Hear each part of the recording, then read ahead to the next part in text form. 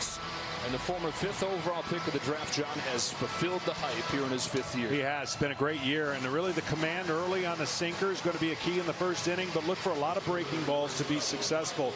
He has great off speed. He has a curveball, changeup, slider, and he's going to need it against this Philly lineup because this Philly lineup is confident. There's the breakdown. You can't really sit on one pitch. He's got a good mix, and I think for Kyle Wright, use your infield, throw strikes early, get out of the first inning, and put your team in a position to get on the board first. As they got into an early hole yesterday, it was 7-1 Phillies after 5 innings.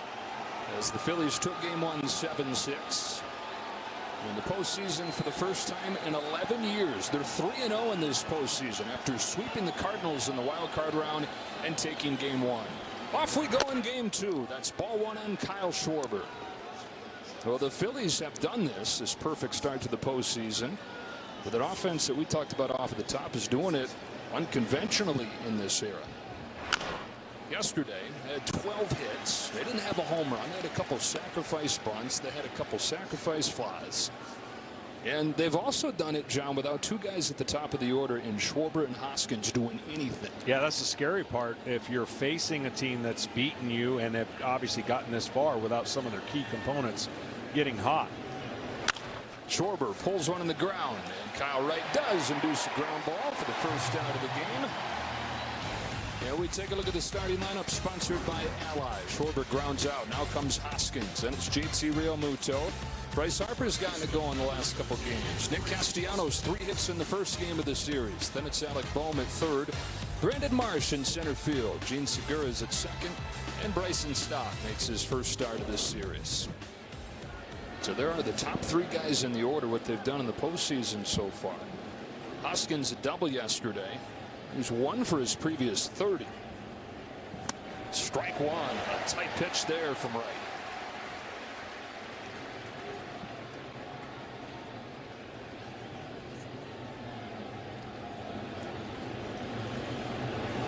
Kyle Wright, 27 years old, out of Huntsville, Alabama.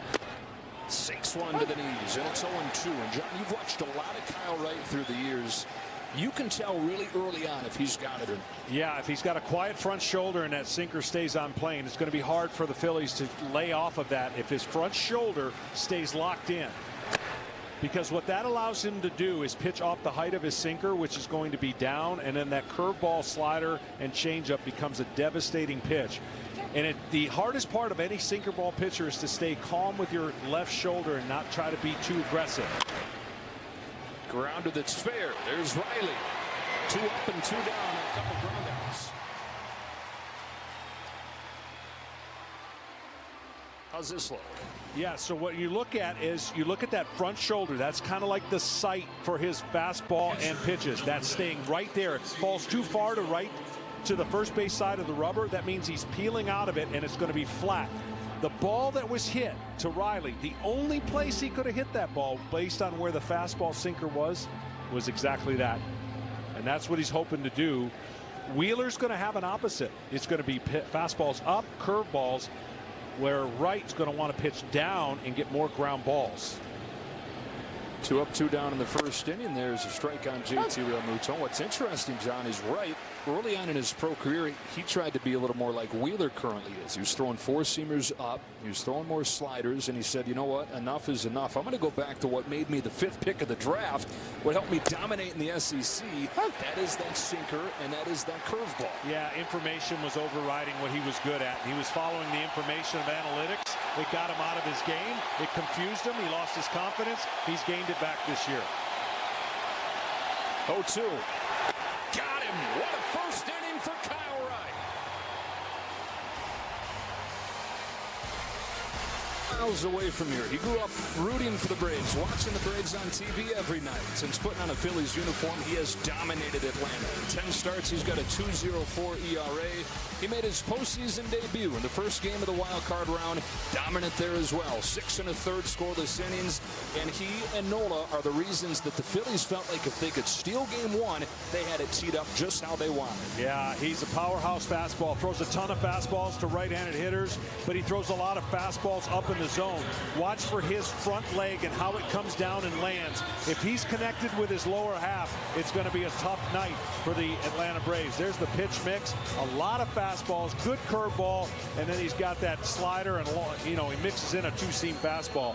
But man, he can come downhill with the best of them and throw a belt-high fastball. So the strike zone tonight will be an indicator on who benefits. Is it a taller strike zone or a lower strike zone? That low strike zone benefit right. Tall strike zone benefit this guy in Wheeler.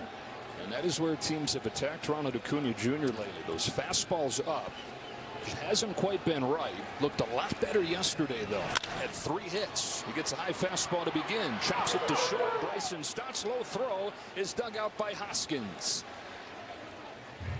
So Acuna leads off for this Braves lineup, brought to you by Ally. Then it's Dansby Swanson. Matt Olson had the 3-run home run in the 9th inning last night. Austin Riley bats cleanup. Then it's Darno, who knocked in 3.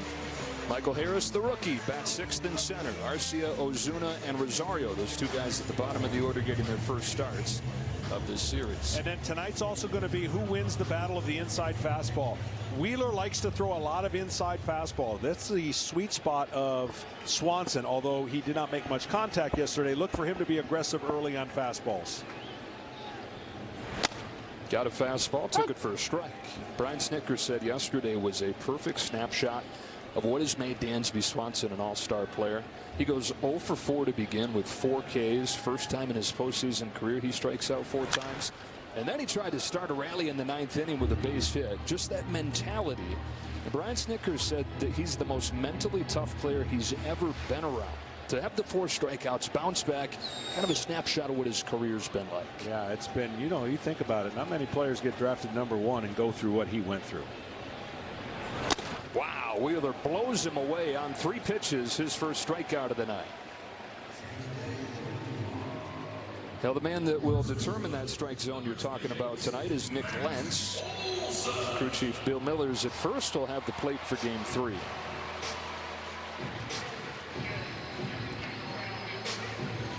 Now when Wheeler is doing his thing, it looks like a golf ball's coming to the plate. It really has an electric feel to his effortless delivery, where the fastball's 96, 97, 98, just playing catch with the catcher. Matt Olson, strike 1. I mean, that both pitchers have been connected to the one key that I thought would be the key for each. Watch his lower leg as he gets down, and then his arm is in a great position. The ball's by you as a hitter. So for Kyle Wright, it's his left shoulder. For Wheeler, it's that leg. That leg and that long levers that he has, when it's connected, I'm telling you, the hitter sees it at a less time to react to that fastball. 0-2 is in the dirt. So having long limbs, long levers like both these guys have, that can be your greatest strength, but it can also be your undoing. Absolutely. There's more things that can go wrong. He has a different way that he takes the hand out of the glove. You see the elbow come behind you. It's not your natural swing. So all the timing has to be right for him to get downhill and throw that nasty fastball. That was his first miss of the inning. That one falls off the table and gets a swing and a miss from Matt Olson. So 1-2-3 first for both these pitchers. Game 2 is off and rolling. Today's telecast is sponsored by Ally. For everything we do, we're all better off with an Ally. 7-6 Phillies in game 1. No score after an inning in game 2. And Kyle Wright goes back to work after the 1-2-3 first inning. He'll face Bryce Harper. Big at bat here when we've talked about how aggressive Harper's been on the first pitch and what he does and how he stifles the starting pitching. What's Kyle Wright going to throw first pitch to Harper? He throws a lot of strikes. He gave him a center cut fastball and it was fouled off. One of the things, and really the only way, I mean, I know he's not super connected to his swing, but it looks like he's getting there, Harper. The elevated fastball has been kind of the one issue you can get him. He's a good low ball hitter. He's obviously great on breaking balls. He's better in the zone than he's been before because he's not expanding it as much, but up he will swing above the zone. Target set up there and he buzzed him in. 1-1. Well, I guess one of the big subplots of yesterday, obviously they win the game, that's the big thing, but what Harper and Castellanos did, going 6 for 8 combined, Your eyes start to get big. You start to dream a little bit if you're a Phillies fan seeing that. Yeah, their offense has always had that threat. Poke down the line. That is a fair ball, and it scoots to the corner by Rosario. Harper chugging for second with a leadoff double. First base runner of the game is the reigning MVP, Harper. So I honestly think he goes to attack the first pitch, but then he goes into a game plan. I think he was sitting soft. This is a breaking ball that he has a plan and an attack and goes with it. He doesn't try to pull it. He hits it like a right-handed batter that would pull it down the line. And again, you're talking about signs that this team has been waiting for. Bryce Harper is getting hot at the right time. He's struggled for a lot of the years. He's dealt with those separate injuries. Hasn't quite felt right. He's talked about the fact that it's not felt right. It's been a grind for him. But then he hit that home run in the second game of the wild card series over the weekend and has been banging the ball the other way in this series. Nick Castellanos' first pitch flies it to center for Harris, who's got it. He's got one of the best arms in the game, but drifting away, and Harper easily takes third. I kid during the regular season about having a stat for a productive at bat and quantifying one, those kind of at bats given a point system. That's a productive at bat. He made it out. He loses average on his batting average, but he gained a base and he moved him over, and that's what the Phillies have been doing. They've been aggressive early. Nobody swings more than Castellanos, period, in baseball. And now he's put the onus on his teammate to at least lift the ball in the air for another sac fly to get a run in. Alec Bohm, the man at the plate with a runner at third, and Brian Snitker in the second inning of this postseason game brings his infield in. And Bohm takes a ball. Now you can tell the respect that these managers have for these two pitchers. Low scoring game. Good chance you have coming here. And the Phillies threatening early. It's a 21-game winner in right. Alec Bohm knocked in 2 yesterday. Chases here, 1-1. That's a rare chase. He stays on the ball pretty well, does Alec Bohm, and he gets a curveball out of the plate, and he just missed it by a foot.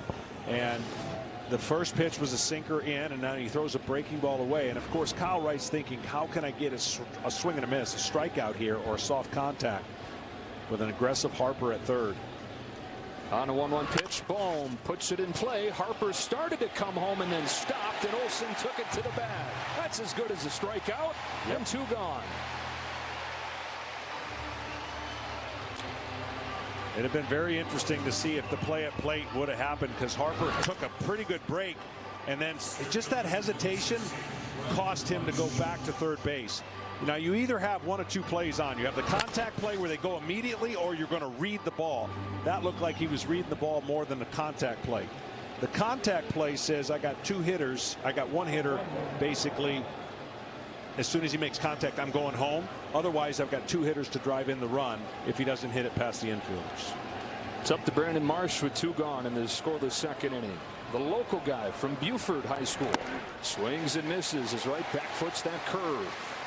This guy was one of the top prospects in the Angels organization. In fact, the most celebrated prospect and a rival in the majors since Mike Trout made his climb through the system in Anaheim. But then the Phillies acquired him at the deadline. He's done a lot of things for him. Stabilized the defense. He's excellent in center field. And he's been a huge surprise offensively. After hitting .226 for the Angels, he's hit .288 for the Phillies. Now, with him on deck and his ability to swing and miss a lot, he's got a lot of strikeouts. That's why I thought maybe the contact play would be on to try and get that early run. And it would have been a bang-bang play at the plate.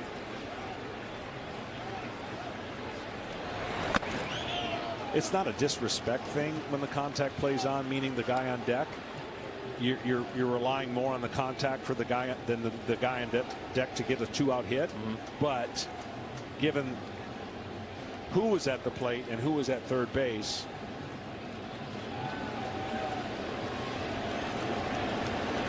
Phillies trying to take advantage of the leadoff double. Marsh fouls it off. It's 2-2, and Wright has a chance to get out of this and set a different tone than yesterday. He has 2 ways to go and get him. Fastball up, a lot of elevated swings up by Marsh, or that breaking ball that you saw on the first pitch, back foot breaking ball. 2 ways to get swing and miss on a 2-2 count. This is the action pitch you want to happen. You really don't want to go to 3-2. if you can avoid it. You make your best pitch right here. Got him! Went up with a fastball.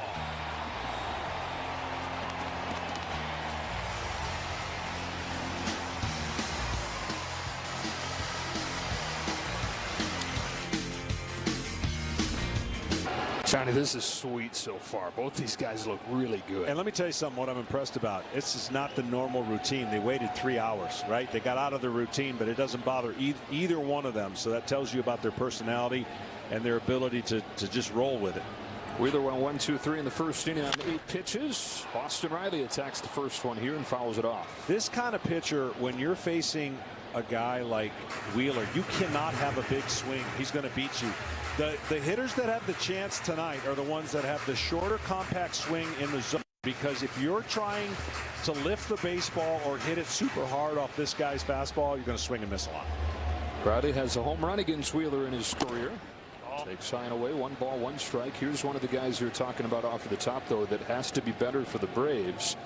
It's an MVP caliber player. He's had a wonderful season, but 0 for 4 with 3 Ks yesterday. 5 for his last 41 back to the end of the regular season.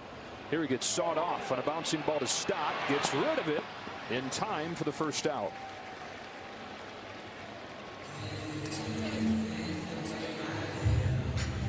Well, the infield obviously was covered, and so the dew in the air will be more about the outfield grass than it will be the infield grass. But he was just trying to get a nice grip. Knew he had time. Who was running? I'll tell you what, he's done a nice job filling in and changing the dynamics of this defense and even offense for him. Got his chance at second base when Gene Segura was hurt. Segura came back, and a vote of confidence for Staub because they got rid of Didi Gregorius and cleared short for him. Strike on Travis d'Arnaud. Now, d'Arnaud is one of the bright spots for the Braves in Game 1. Hit his 8th career postseason home run and knocked in 3 on the day. And an 0-1 from Wheeler, his old Mets teammate. Yeah, that's a strike, and it's 0-2. These guys know each other very well. They're at each other's weddings. d'Arnaud caught Wheeler in New York.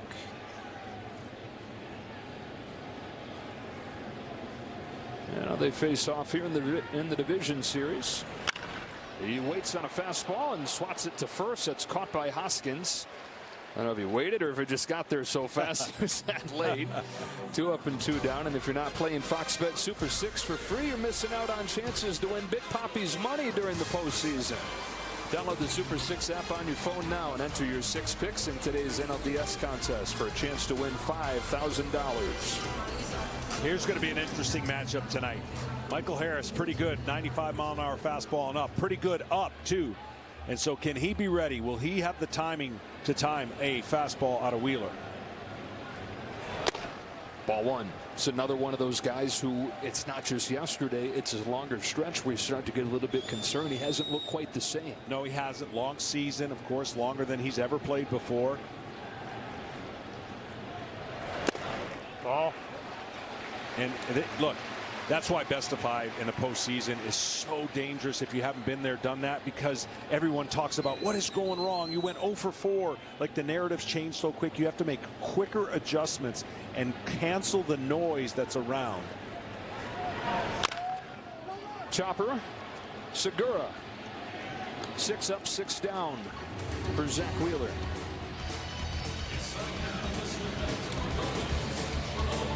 Gave up a leadoff double in the second, but 1, 2, 3 from there, and still no scores. Gene Segura leads off the third, and that one sinks to the knees. Strike 1. Here's one of those guys that could probably hit a 100-mile-an-hour fastball because he gives up of himself. He'll go the other way. It's hard to play any kind of shift on him. Ground ball to short. Dansby Swanson for the first out. Well, Kyle Wright off to a good start, and for more on the right-hander, here's Ken Rosenthal. Well, Joe, Kyle Wright told me that his most important start of the season was his first one, when he pitched 6 shutout innings against the Reds. Remember, he had those 2 brilliant outings in the World Series. But after that, he was not so sure in the offseason and spring training if he could build on that success. He told me as well that mental performance coach of the Braves, Zach Sorensen, played a huge role in his turnaround. Sorensen told him about the value of routines, of flushing bad outings, of thinking you are always 1 pitch away from escaping a jam. And John, Wright's advice to struggling young pitchers draws from that concept. He says, you're never as far away from success as you think you are. Yeah, no doubt about that. And I tell you that the transformation of information can be great. Like, it can single-handedly help a player. But if you're not careful, you can get lost in it, and you can change your identity. He's found his identity again, and you can see the confidence is soaring. He said that everything had just kind of gotten foggy. It snowballed on him. It leaked into his mechanics, where he gotten really kind of bore his muscle in the ball to the plate, really mechanical. And that's not who he is. He is a whippy athlete. And he got back to that, along with the routine Kenny's talking about, and the mental side of things. So many pieces led to this really emergence, this breakout season. His 3-1 to Bryson Stott is pop foul. But when you're bounced around and you think you're pretty good because you're drafted in the first round, and you don't have that success early, and you go to the pen, you get sent down, you go back to the pen, then you're in the rotation, then you don't know if you got a job. That impacts you just as much.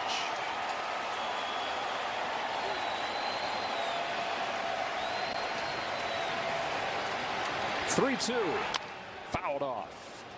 Kyle Wright, if you're not familiar with his full story, again, this was the 5th overall pick of the draft, and so just by that, you're one of the top prospects in baseball. Fulfilled that promise by debuting the next year. But for the next 4 years, Kyle Wright made just 21 appearances in the major leagues. It was mostly AAA, and then he'd come up and he'd struggle. He was 2-8 with a .656 ERA 4 seasons into his major league career. On the hands, and a pop fly into short right field. Acuna's there for out number 2. Last season, pretty much all in AAA. He makes 2 starts in the majors, and he says feels so far away until this. Out of the blue, he gets a chance in the World Series. 1 run over 5 2/3 in 2 games. And John, he said, for the first time in forever, I felt like I belonged. Yeah, he was force-fed into that because they ran out of options, and then it gave him a little bit of a boost in that offseason to go into spring training. Like he said, and Kenny said, not knowing if he was guaranteed anything, but he's worked really hard, and it paid off this year. 21 wins. Still matters. Schwarber, strike 1. You did that back in the day. Hey, listen, I floundered and I struggled, but you know what the benefit I had that a lot of young pitchers don't have today? I was pretty much given the ball 35 times to figure it out. You either have it or you don't in this game, and you either get it, and if you don't, you go to the pen, and if you don't get it there, you go to the bullpen, next guy up. That's a tough way to be successful and thrust into the big leagues without experience. So he's been through the lowest. He's now experiencing the highest, and I almost guarantee there won't be the lowest anymore because he knows what that was like. Does not want to go back there. 1-1 to Schwarber. Right down the middle for strike 2. Kyle Schwarber just feels a little bit in between right now. Yeah, you know, Kyle Schwarber takes a lot of pitches looking for a mistake, and then he's going to lose it in the stands.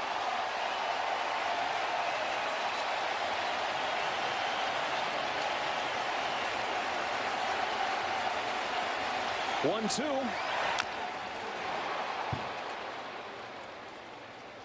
Rob Thompson said, though, okay, so you got your 2 struggling guys at the top. You got Schwarber and Hoskins. He said, Hoskins, I feel like he's close.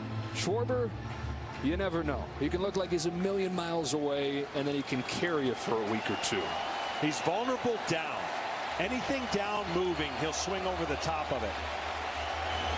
Like that.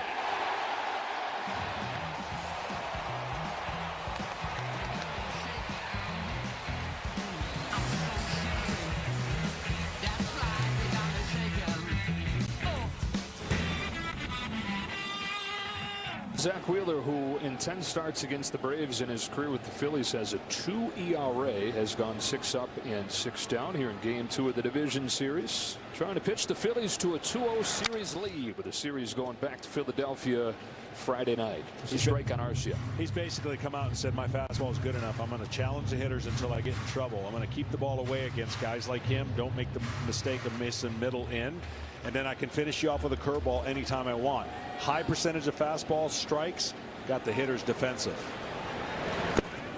1-1. Zach's in his 8th year in the major leagues. First 5 seasons were spent with the New York Mets. Injury riddled. He had some great stretches. He had some bad stretches. You put it all together, over the 5 years, he was exactly league average. Still signed a big contract with the Phillies. Some people looked at it and said, oh, that's a lot of money for a league average guy. The Phillies thought there was more, and they were right. He's in the 3rd year of a 5-year big money contract, and he's got a 2.82 ERA in this uniform. Yeah, he's not exactly pitching in a pitcher's paradise. No, yeah, no. So that even speaks to what he's doing. Arcia straight up and straight down to Bryson Stott. For more on Wheeler, we go back down to Ken. Well, he has a strict policy, guys, about tickets when he returns home to Atlanta to pitch for the Phillies, and even when he was with the Mets. He tells people, if you want to come, you can come. He tells that to his friends. But my mom and dad, my wife and family, they're going to get the tickets.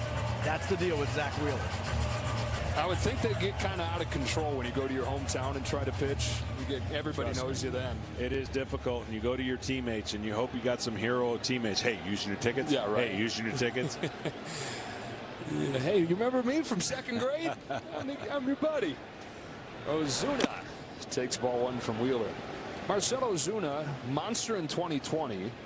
Not good the last 2 years. Well, better over the final month. And he's homered against Wheeler before, so that's why he's the DH today instead of Contreras.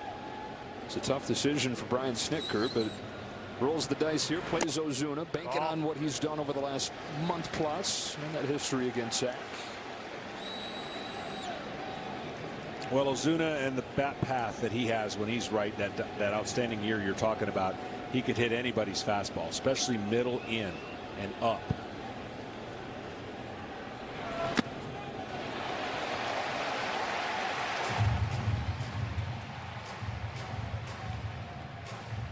First 3-ball count for Wheeler here. Yeah, where he's been vulnerable. If he gets ahead, if Wheeler gets ahead of him later in the game, you're going to see I think you're going to see breaking balls off the plate. That's where Ozuna's vulnerable. I believe he's got the green light here. On 3-0, Ozuna does take it. Flexes it foul. But see, what's interesting about the green light 3-0 against a guy who's humming it, normally that's the pitch you look to pull. That's the one you just let it go, and you could tell even on a 3-0 count he beat him to the barrel. So that just tells you, if you're sitting at home going, I don't get it, how's he throwing the ball by everybody? He's got that extra hop, and the hitters aren't seeing it as he comes downhill to the plate. Here's his 3-1. Ozuna sends it in the air to center, but got under it. Marsh is there. 2 gone in the 3rd. Well, tomorrow we're off for a travel day while the American League Division Series takes center stage on TBS. Mariners and Astros play Game 2 at 3:30, followed by the Guardians and the Yankees. The NLDS resumes Friday with coverage of Braves Phillies starting at 3:30, followed by the Dodgers and the Padres at 8:30, both on FS1 and the Fox Sports app. How about that Astros Mariners finish yesterday with the Yordan Alvarez walk-off home run? I tell you what, that day off is going to be brutal if you're on the bad end of that game. Scott Service makes the pitching change to Robbie Ray and gets greeted with a homer. Here's Eddie Rosario sending the first one he sees way up there to right center. And Zach Wheeler's gone 9 up, 9 down, and has returned to his hometown. No score through a 3.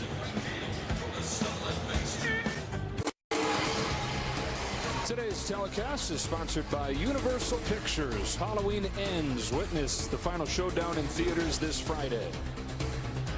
Back at Truist Park, no score after 3 innings, after 3 hours of waiting for the rain to come through. And both pitchers have been fantastic so far. This is Kyle Wright. This is Rhys Hoskins. Yeah, that's a little low. Yeah, don't blink.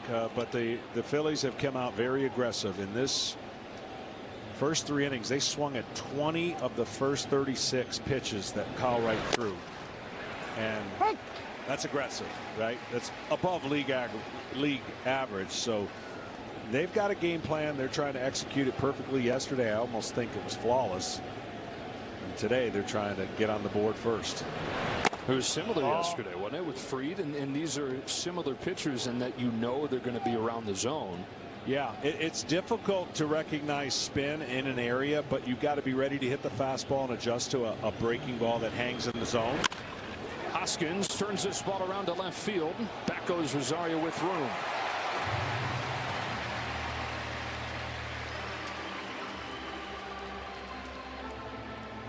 One gone in the 4th inning.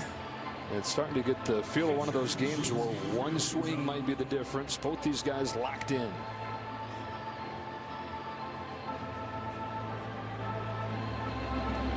Here's Real Muto. Hey, John, how about a couple things?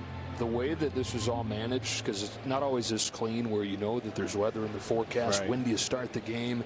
They manage it perfectly. And how about the crowd and the environment? This place opened at 3 o'clock, and a lot of the fans got here at 3 thinking the game was going to start at 4:30.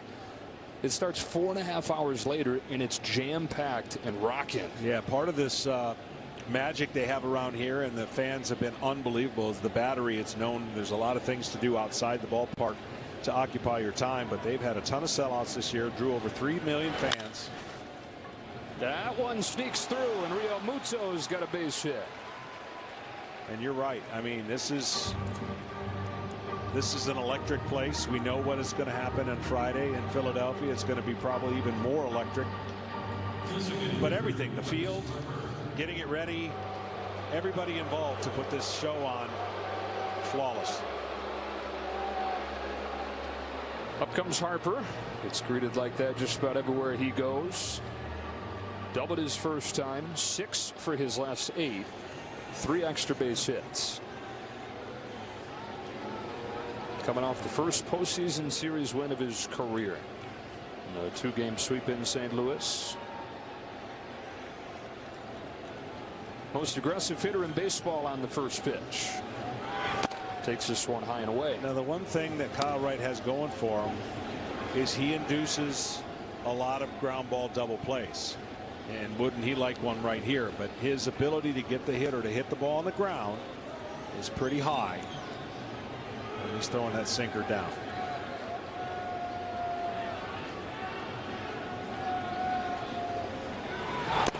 Ball 2-0.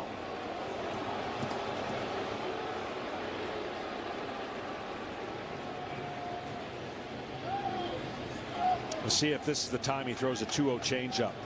You've got a great fastball hitter and really a good hitter off speed all the way around off of right-handed pitchers.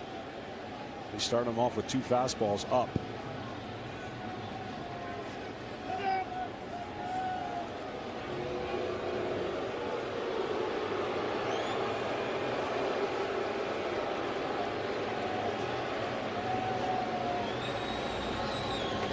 Bryce Harper, who's hit 12 home runs in this ballpark.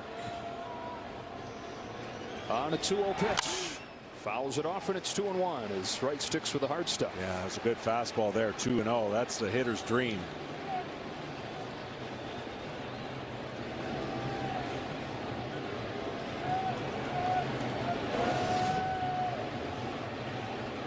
Had it just enough outside to get it off that sweet spot of the barrel.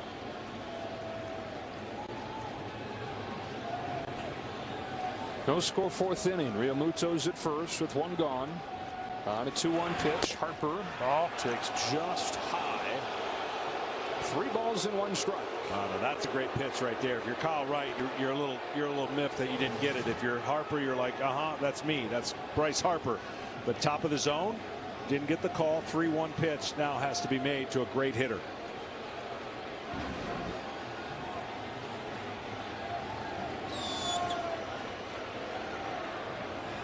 The reigning MVP Bryce Harper fouls it off, and it was a great pitch. Yeah, I mean, that's where you want to throw it. I mean, they've been making an effort to throw fastballs up to Bryce Harper, That's the area you can get him. We talked about that in his first at bat.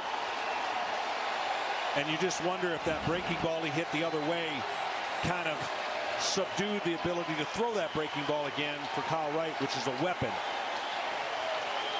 He throws that curveball more than all but one pitcher in baseball traditionally, but it's been all hard stuff to Harper.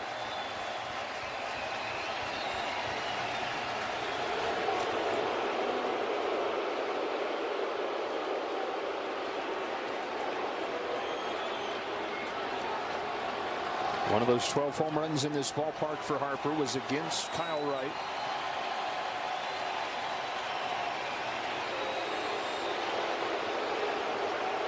Taking the turns, taking time here. Yeah, there's going to be some interesting twists next year when the pitch clock eliminates some of this. Another payoff pitch. Harper sends one in the air to center field. Harris moving to his right. Has plenty of room.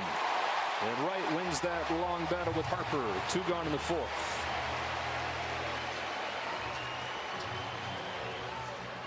Get your game on at MLBshop.com. Authentic on-field caps, tees, hoodies, and more. Get all your postseason gear and wear what the champs wear at the official source, MLBshop.com. Nick Castellanos was 0 for his last 16 going into yesterday's game when he went 3 for 5, drove in 3. Today, flied out in the first pitch that he saw. I wouldn't throw him a strike here. I mean, he's shown that he wants to hit. He's swinging at everything. So as a pitcher, you're going to say, you've got to show me you're going to stay off a breaking ball off the zone right here. Oh, he swung away into center. Harris is there. Had a pretty good one to hit. Didn't quite get it all, though. And there is still no score as we go to the bottom of the 4th. Get coverage beyond the expected with T-Mobile this postseason. You can stream your team home or away and in the air with free Wi-Fi. Braves about to get their second look at Zach Wheeler, who's gone 9 up, 9 down on 27 pitches. Ronald Acuna, known for his leadoff home runs, also known for his first pitch home runs. A little bit down this year. He has 5 of them. He's got 3 in his career against Wheeler. Takes upstairs, ball 1. Somewhere in the baseball dugout, this usually happens when you're on the other side of a pitcher dominate, and you go, all right, boys, let's see what he looks like out of the stretch. Because we know what he looks like out of the windup. Dominant. Yeah, you've seen enough of that if you're the Braves. Well, Zach Wheeler, their biggest reason for feeling good about their rotation, but for a while it wasn't a sure thing that he was going to be ready for the postseason. He missed a few weeks. That shot to the right side, and they'll get a chance to see what he looks like from the stretch. First base runner of the game for the Braves, Ronald Acuna with a leadoff single.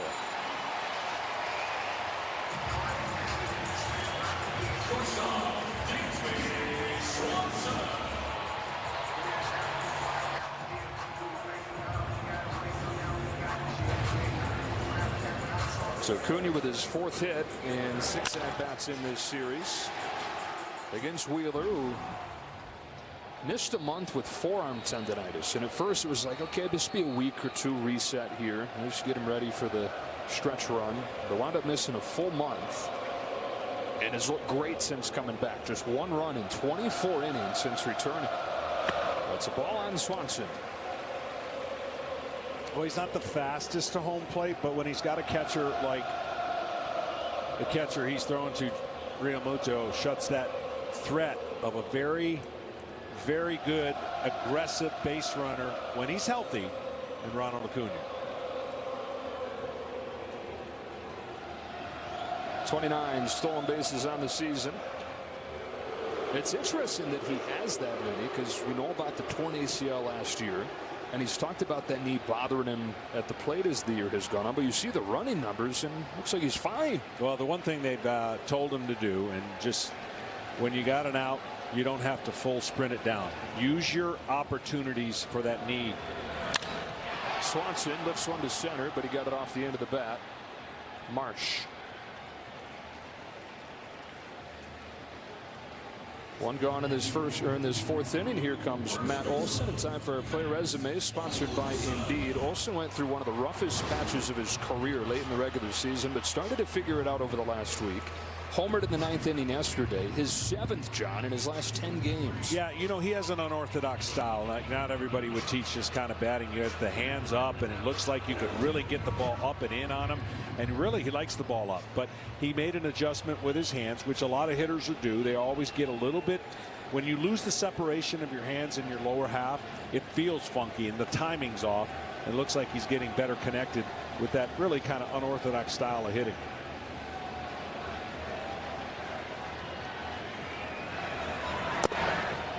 Takes cutter inside for ball 1. Matt started doing that right after he got to the majors in 2016. You know, this unorthodox stance, which I think you're talking about has evolved through the years, but he was feeling exposed on those high fastballs and was trying to create a clear, more direct path to the ball.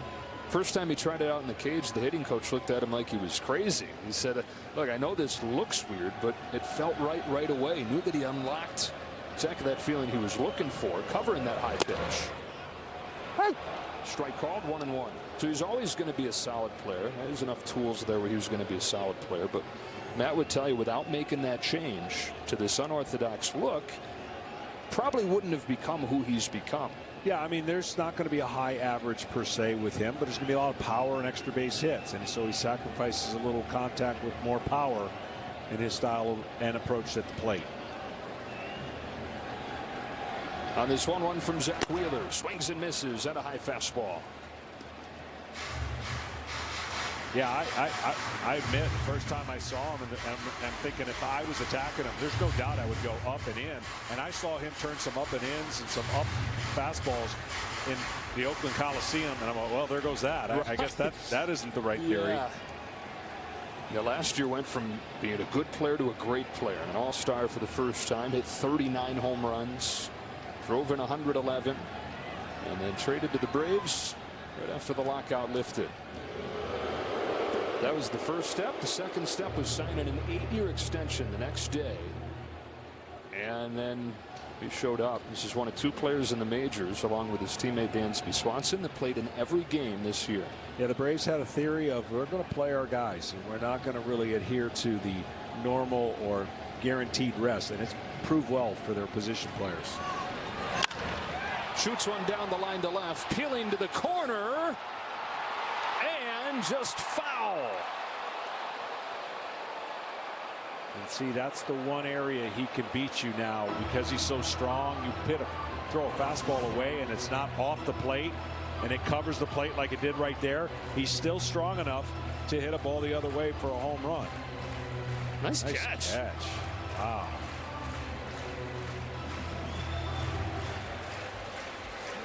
We got to find out someday the percentage of gloves brought to the park where they actually catch a ball. Oh, right. He would prefer to not have a chance to catch that. He wanted that one to stay a few feet away. Hit that pole. Instead, another 1-2 pitch. Oh, just low. Count evens up. Now the stress on a shift like this, I don't think they're going to do it. And we see the pitch is down. The stress on a shift like this, if Acuna does steal, it puts the get to second, possibly to third in play because of so many moving parts of the shift because no one's covering third base. Rob running. Fouled into the glove, strike 3. Third K for Wheeler.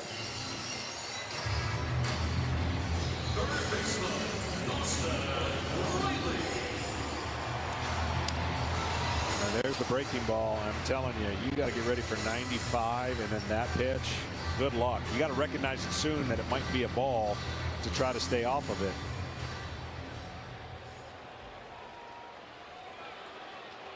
You got to believe Riley's got to be hunting a fastball out over the plate, try and drive it in the gap. Grounded to short his first time. Got a fastball, but it was perfectly located. Like a lot of them have been tonight. Yeah, and that's what you do. You don't overtly tip your hat to the pitcher, but you inside go, I can't hit that. So there's no reason, unless I'm going up there to think center, right center. I got to get a fastball or a breaking ball over the middle plate where I can handle it. If he throws 3 of those, I'll go turn around. Good stop by Real Muto. And, you know, some people will say universally that's been a lost art in the game where people command the outside part of the plate. Now, I get it. Guys are stronger and they can go to right field a lot better than they did in the day. But if you can command the outside part of the plate and own it with the kind of stuff that he has, and not to mention arm side, get the ball in, man, it's tough to hit in this day and age with the velocity that's in the game. But it's even tougher when a pitcher's on his game throwing 1, 2, 3 pitches wherever he wants to.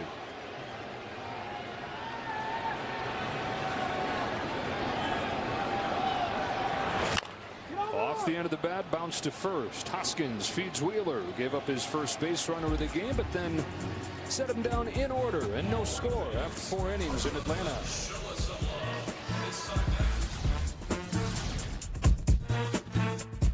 Take pitches, you're going to make them swing and miss a lot. And yesterday, they had the better end of it. There weren't as many quality pitches in the right situation. They made the most of it. That is another. And that's a credit now to the kind of stuff that both these pitchers are having. And Kyle Wright is spinning it.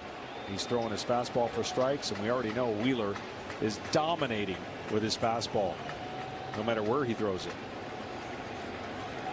0-2 in the dirt. 1 ball, 2 strikes.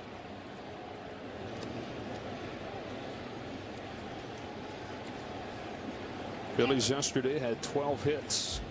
Only have 2 through 4 innings today.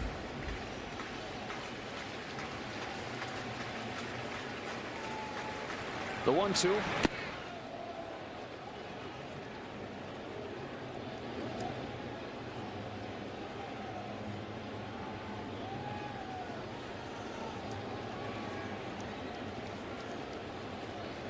I think he would jam him like crazy if he threw a sinker in right here.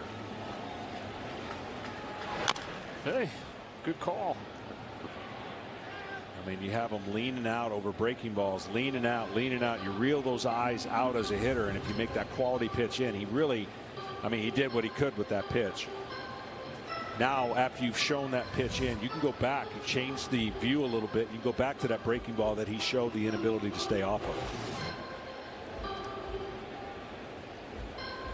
There's a sinker that bore in and didn't get much of it. A couple guys really fulfilling promise this year. In Wright and in Bohm, who was the rookie of the year runner-up in 2020. Last year struggled so much that he spent most of the final couple months in AAA. But he's put himself back in the Phillies' plans and in the middle of the lineup here in the postseason. He's worked count full after falling behind 0-2. Rob Thompson says that Alec Bohm has improved more in 1 year than any player he's ever been around.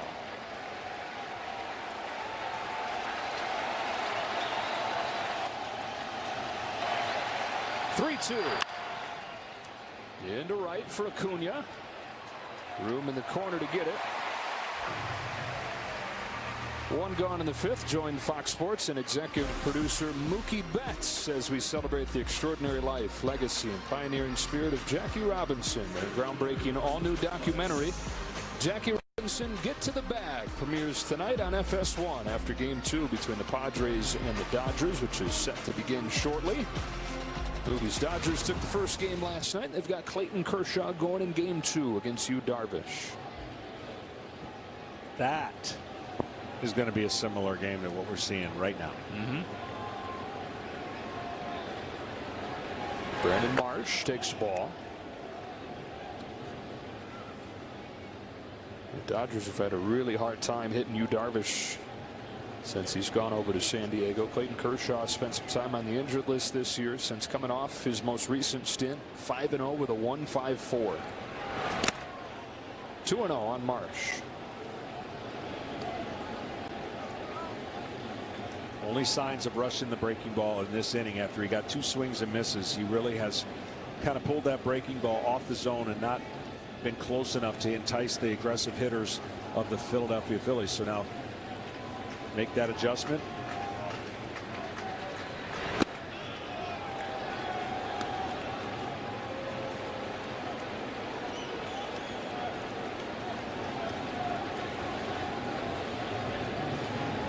Shane Segura waits on deck. It's a rare 3-ball count in this game. And a 4-pitch walk. First walk issued by either side. And an exciting day of games yesterday. The Dodgers behind Trey Turner in the bullpen get off to a 1-0 series lead. Yankees got 6 1/3 from Garrett Cole. Gave up just 1 run. They beat the Guardians and then the Astros. Down 4-0. Mariners had gotten to Justin Verlander. Were cruising, but the Astros come back. And on that walk-off home run from Alvarez, win game 1. It's the first postseason walk-off home run with the team trailing since Joe Carter's World Series clincher. And I know half of the audience prefers that we don't talk about that ever again. Breaking pitch, caught the knees, strike 1 on Segura.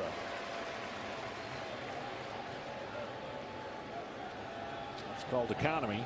That's how you want to do it. Anything 15 pitches or less in an inning. Good rhythm for pitchers.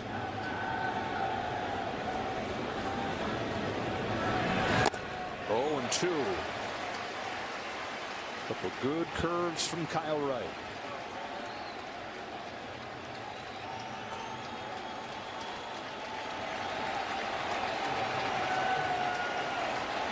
See, that breaking ball never left the zone, so the hitter has no chance but to think that's going to be where he wants it to be when he swings. And of course, misses down and swings over the top. Stuck with it and got him on 3 pitches.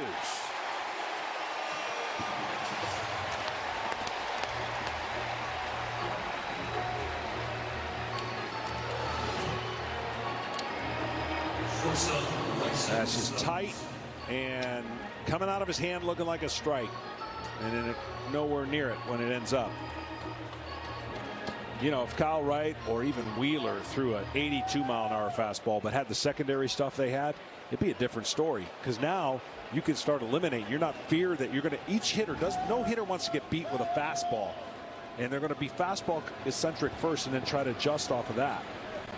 So it's that fear of the fastball that makes the breaking ball and this kind of stuff in a game of this magnitude so much harder to pick up. And that's why guys with stuff like this will have an advantage in the postseason if they're on their game. They throw them hard. They throw them for strikes. 4th strikeout for Wright. 2 gone in the 5th inning. Bryson Stott looks at ball 1. Stott flied out his first time. Looking for his first postseason hit. Had a few walks over the weekend in St. Louis. We talked about it yesterday. This guy came in the league, was getting abused with fastball, and he's made an in-game and in-league season adjustment to that pitch.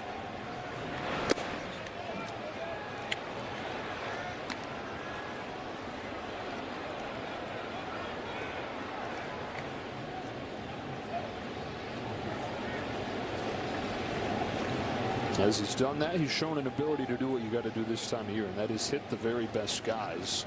Bryson Stott, who just turned 25 years old, is the only guy ever to reach 4 times in one game against Max Scherzer. On a 2-0 pitch from Kyle Wright. He looks at ball 3.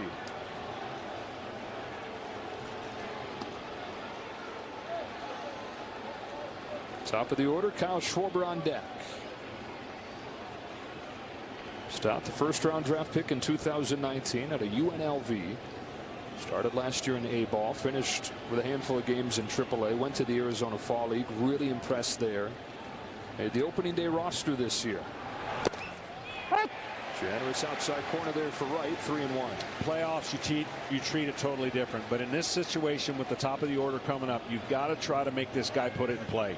You can live with a hit, a double or something, but a free pass, then getting Schwarber up, who we've talked about is struggling, is not a good recipe for success. So in this point, you've got to try to make your best pitch and make him put it in play with 2 outs. Full count. Now neutral count. If you think the guy's wanting to swing, you can expand the zone a little bit more on a 3-2 count. If you think he's patient, you go back to that same pitch you just threw. But a young guy wanting to make something happen with the bat, you could throw a breaking ball here and get a swing and a miss.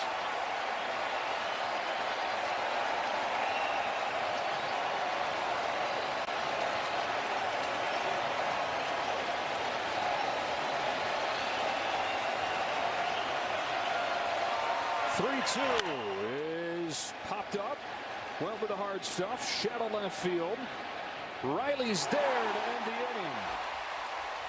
Halfway home in Atlanta. Pitchers duel going in game 2 of the division series. In this game to the bottom of the 5th. Zach Wheeler's given up just 1 hit for Philadelphia. And in this postseason now 11 2/3, no runs. Yeah, he's been awesome. And you know what he's done? He's gone through the lineup almost a time and a half here and thrown a lot of fastballs, only 4 curveballs, 8 sliders. So he can reverse that. If he gets into any issue, he can start going to that breaking ball a little bit more, but fastball's been good enough. Travis d'Arnaud leads off for the Braves, fouls off his first pitch. d'Arnaud lined out his first time, was late on a fastball, poked it to first. I know the style of pitching has changed because they tell you to empty the tank early and then somebody else will come and fill it in, you know, next pitcher. But if you don't show a hitter a ton of different pitches and you're successful, that's how you go through the lineup 3 times. That's when the numbers start reversing into your favor because they haven't seen everything. And in the first inning, a lot of regular season games, the starting pitcher will have shown every hitter every pitch he has. So now when he gets to a situation to get him out, they've seen it all. Yeah. And the more they see it, the better success for the hitters. Breaks one off there to get d'Arnaud swinging. 4th strikeout for Wheeler, and we go down to Kenny. Well, guys, we had a rain delay of nearly 3 hours, but it didn't hurt Zach Wheeler's adrenaline any. Look at these numbers here. His fastball up over 1 mile per hour, slider up almost 2 miles per hour. Those are the 2 pitches he has thrown most tonight. 59% fastballs, 20% sliders. John, it's amazing. All 4 of his pitches actually are up in velocity. Yeah, when you get to the postseason, Kenny, there's no guarantee you're going to pitch again. So that is natural that the adrenaline is going to take you to the next level. And he's at the next level. And that's the beauty of postseason. You couldn't do this in the regular season every game. You wouldn't get to the postseason. So when you cruise in the regular season, you're trying to pitch the best you can. When you get to the postseason, adrenaline is the reason for this. Michael Harris sends one in the air the other way. Schwarber's going back onto the track with enough room, just barely, as the rookie gave it a ride to the opposite field.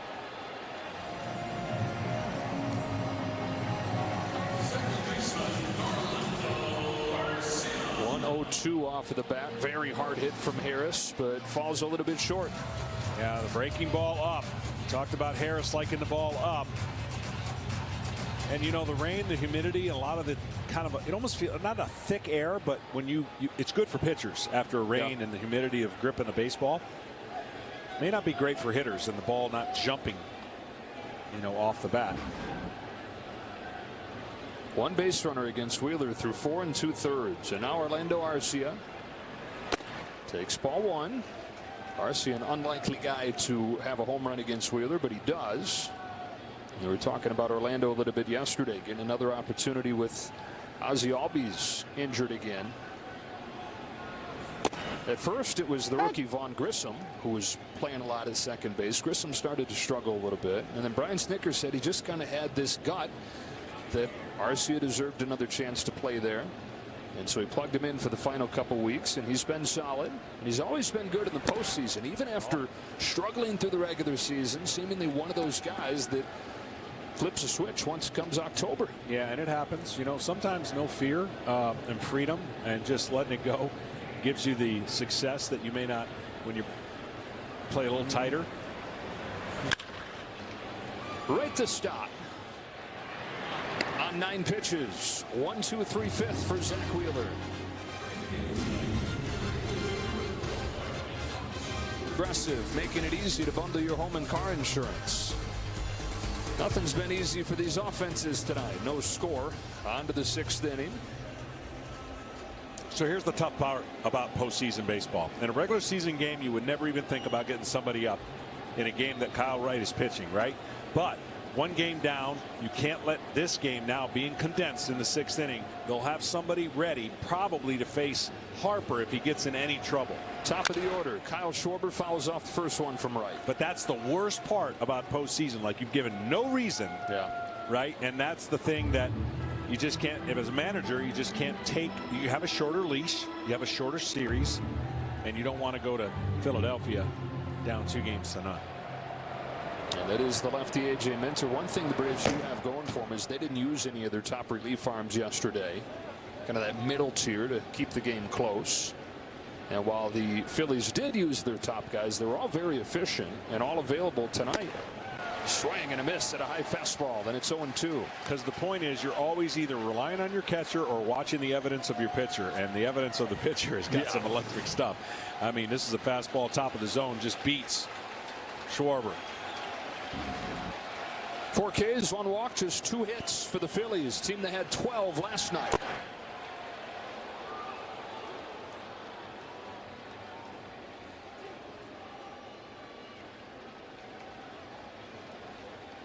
Started to believe getting a chance pitching in the postseason last year. Another validation what he did there following the 21 wins in the regular season. With the gem so far. Game 2 of the division series.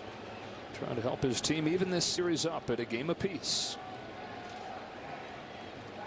31 times the home team has lost the first 2 games of the series in a 5-game series.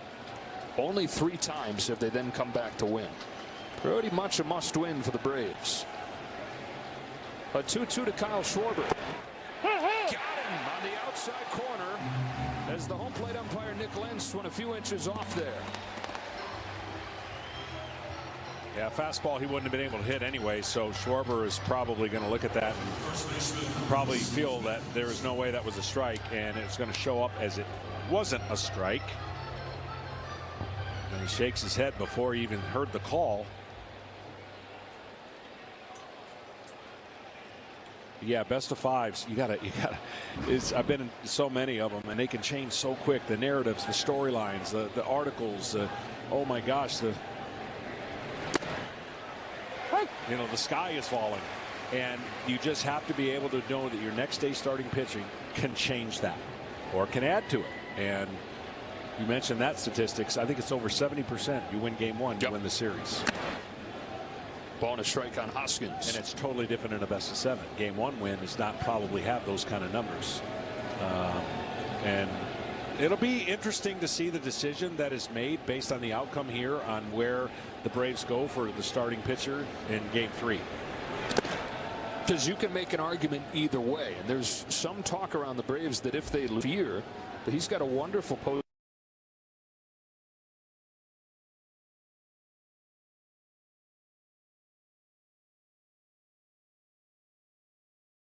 postseason track record. Yeah, I mean, it's a great debate, but for my money and what I would want to know, the known commodity is Charlie Morton in his track record over. Yes, Strider could be great, but you gotta know that for sure that his injury is not going to limit him. 2-2 from right. Check swing and a full count. And you just don't know, even if he's great, how many innings can he get you? Right. Now in this inning, okay, and I'm sure that's why they've got a little bit of the bullpen. He sped up his front side a little bit in some of these pitches. You know, you're trying to make great pitch after great pitch in a 0-0 game. 3-2. Drops it in to get him looking.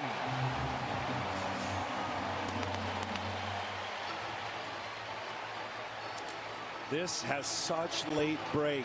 I mean, if you told him he was coming, it might be a pitch he could hit, but you don't know what's coming, and it freezes him right away. As soon as he sees that, it's inside. See him freeze, and then he can't pull the trigger, and the strike 3 on a 3-2 pitch. The last 2, one kind of outside, that one in the zone. Number 6 for Wright. Same kind of breaking ball, but off the plate and tailing away. Real Muto with 2 away, swings and misses at a fastball.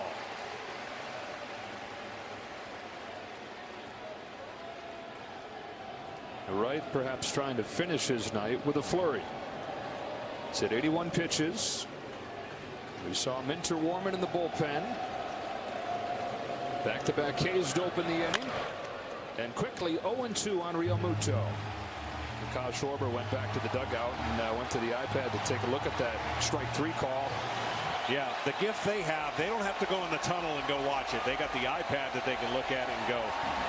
Good thing that iPad's still in one piece. Yeah, it's lucky.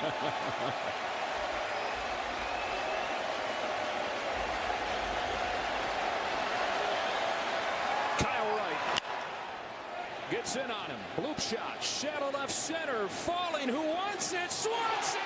Oh, baby! Dansby Swanson, what a catch! Wow. I'd say tricky. Swanson, 6 scoreless for Kyle Wright.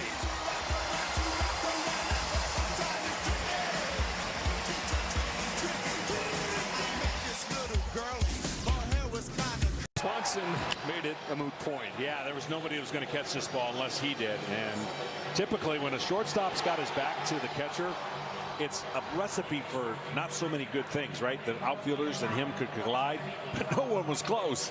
And he made a great catch that kept Harper from coming up and ended the inning. And Freddie Freeman leaving for Los Angeles made Dansby Swanson the longest tenured Brave. Freeman just homered in LA to tie that game 1-1. And now Swanson makes his impact on this end of the National League Division Series. Zach Wheeler goes back to the mound, flames a fastball away to Marcell Ozuna. As the Braves bring up 8-9-1. They have just one base runner against Wheeler tonight. He's a single from Acuna in the 4th. I mean, it's a pitcher's dream to get to this point 0-0 because you stay locked in. But I've always said it, if you had your wish as a pitcher, make it 0-0 in the 6th and then let your team reward you and you feel like you've got some room for error. Right now there is no room for error, and the later this game goes, the 1 run becomes like 3. You get a 2 spot and you feel like you've got a huge lead. This has been such a well-pitched game. See who's going to crack. You know, the amazing layer to that whole thing is that there are so many players in both these lineups that could change it all with that one swing. Ozuna's one of them. Sends it the other way. Castellanos over to the line. Does he have room? Not quite. Not quite. Didn't hang on. And it's 2-2 on Ozuna. You know, it's interesting when this game time, when we knew it was going to be 4:35, we were like, it's going to be tough to hit for a different reason. There's going to be shadows. Right. There's no shadows, 3-hour delay. It's still impossible to hit because each pitcher has been on their game. This is a really tough play to kind of gauge. New life for Ozuna. 23 home runs this year. One of the 15 Braves, or one of the 8 Braves with 15. Led the National League in homers. On the other side, you've got the reigning MVP in Harper. Got the National League home run champion Schwarber. Could it be a long ball that decides this duel? He went around. Strike 3, 1 gone in the 6th. There was a lot of upper body movement. And we'll get a chance to see if that movement was actually the bat or more shoulders and upper body. Tough to tell.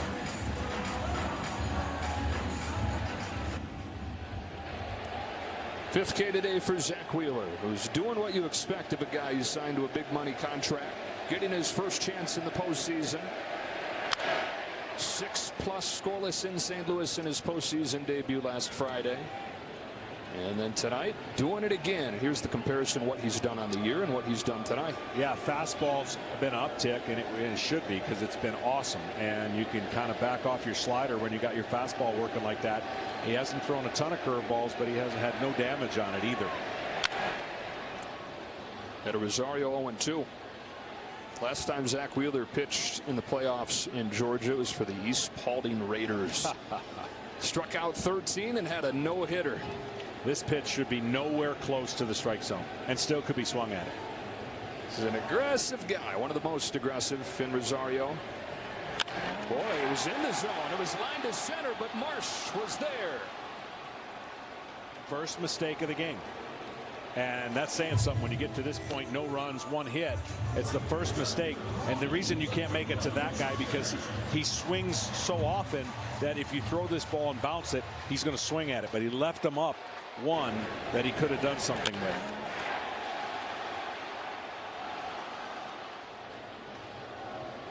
2 away. Back to the top and Acuna. He's got the only hit of the game, the only base runner for the Braves. Another one where you buckle up first pitch. Yeah.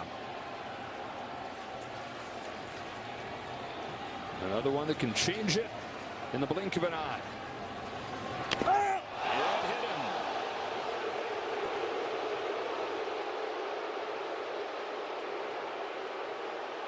That one hurt.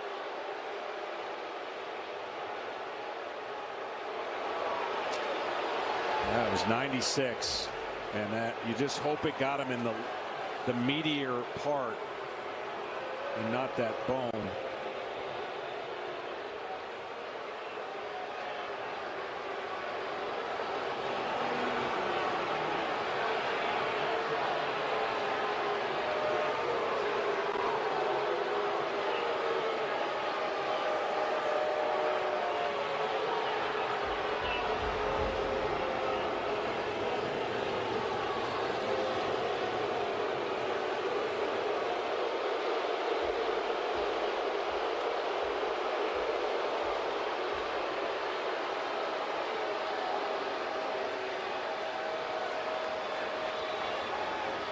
Ronald Acuna, who the Braves were without during last year's World Championship run.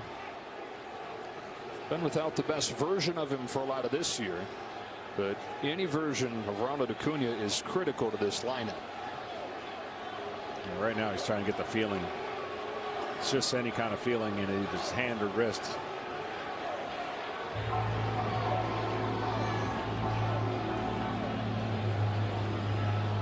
And obviously that doesn't look great when you're there that long.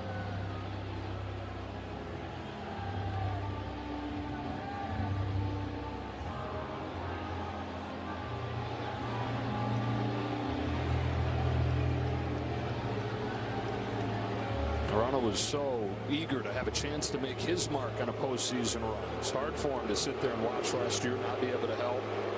He rehabbed the knee, tore his ACL July 10th, and when he tore his ACL, he was having his best year, which is saying something for a guy who's off to an incredible start to his major league career.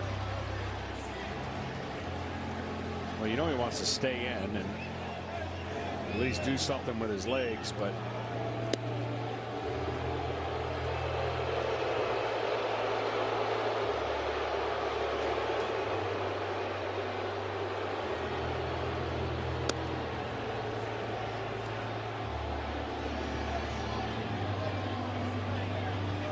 he is in agony.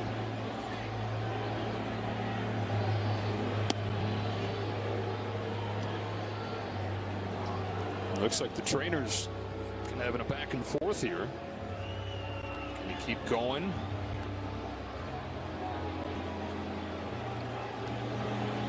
We have a trainer on the left, Ronald's interpreter on the right.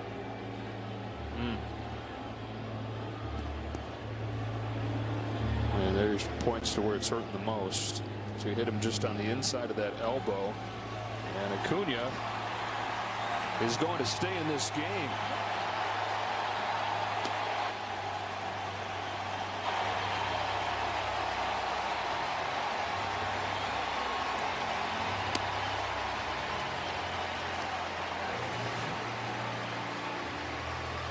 fastball rides in, and the first move gets him on the elbow. Couldn't get that out of the way.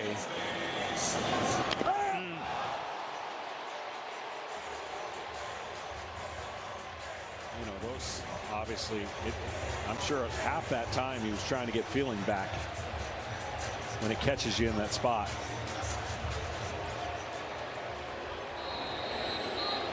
Well, like you said, those legs still good. One of the leaders in stolen bases in the league this year. Braves have not tried to steal, with the best in the business back there in Real Muto at catcher. And his revved up crowd providing such a home field advantage through the years. Won 14 of their last 15 regular season games here, including that sweep over the Mets to win the division. Glenn Wheeler here at Dansby Swanson. 1 for 7 in this division series with 5 Ks. Now, obviously, he's had a lot of strikeouts. If there's ever a time for Dansby Swanson to stay on the ball and think right center, this would be the time. I know everybody wants to pull and hit their pull side home run, but against a pitcher like this, you're not going to get too many chances to do that. Center to right center and watch Ronald run if you can get one in the gap. Ball in the strike. And what that approach does is it keeps you on the ball instead of looking to leak that left shoulder, you know, trying to get the barrel to lift the ball out of the ballpark. And don't get me wrong, Swanson's got that home run stroke to left field when he gets his pitch. Brian Snitker said earlier today, well, there's a guy I want up in a big spot. It's Dansby Swanson. No score, 6th inning, game 2. Swanson takes to move ahead, 2 balls, 1 strike. The Braves dug out of a 23-27 start, 10.5 game deficit to win the division. They didn't go above 500 in the World Series season until mid-August. They lost the division series first game last year. Can they fight back again? Down 1-0 this time. Acuna at first, 2 away, 2-1. Ball 3. Same thing here, though, in the approach of a 3-1 count for Wheeler. You don't have to. I know it's hard to think there's a base open, but you've had success against Olsen. You don't want to leave one over the plate to let Swanson get reconnected and get going offensively. And if you're Swanson, stay on the ball and have the same approach. Don't allow yourself to get super aggressive and open up a bigger swing. 3-1 pitch. Swing and a miss. 3-2.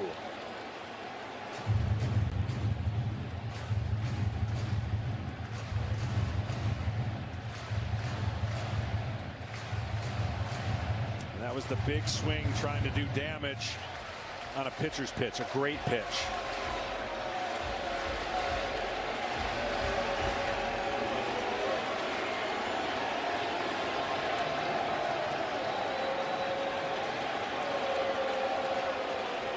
Acuna will get a head start.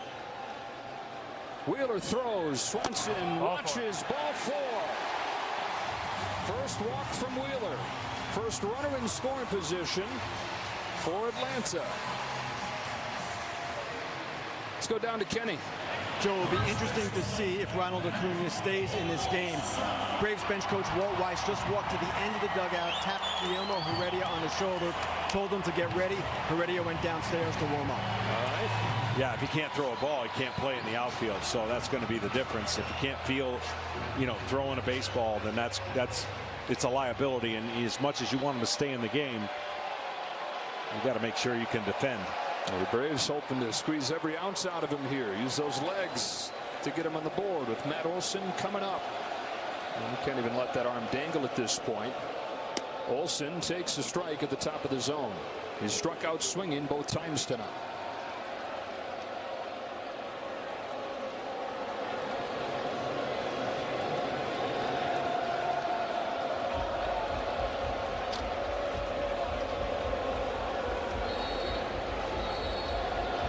Matt Olson coming into the game, the hottest hitter for the Braves. 2 on, 2 out in the 6th. Fouls this one back, and it's 0-2.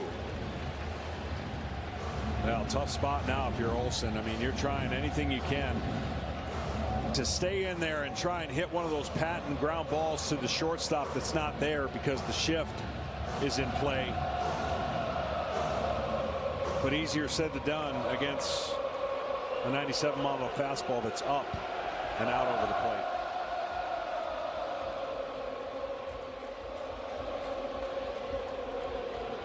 Oh, 2. Real Muto able to stop it. It's 1-2.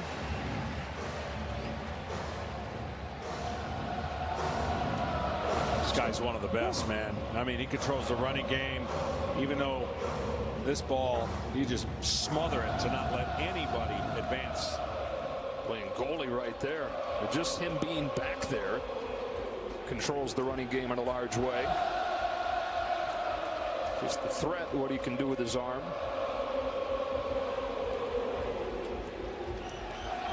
Acuna's at second. Swanson's at first. A 1-2 to Matt Olson.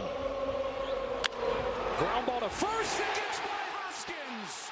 The Braves take the lead.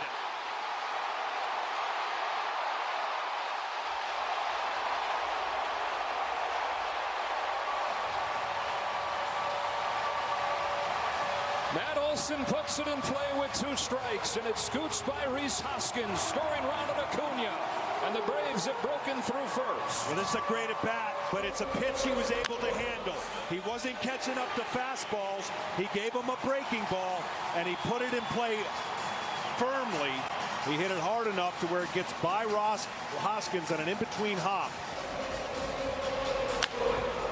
And basically, Acuna easily scores the first run of the game. Bad arm and all. Really good legs, bad legs there. He's going to score. Moving on contact. Matt Olson delivers, and he's knocked in 4 over the first 2 games of this division series. First and third, 2 gone. Austin Riley. That pitch, I'm sure, was supposed to bounce, but he had beat Olson the fastballs all game, and he gave him the one pitch he could get the barrel of the bat down and make contact, and that contact scored a run. 50 pitches over the first 5, 20 here in the 6th.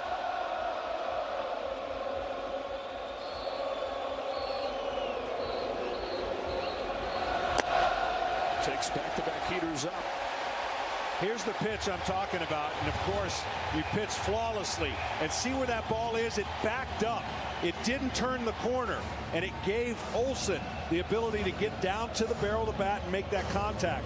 It was really the only pitch all night on his breaking ball that he hasn't made the pitch. People are going to ask him if the delay after the hit batsman is going to cause him any to get out of rhythm. I don't think so, but the hit batsman is what scored.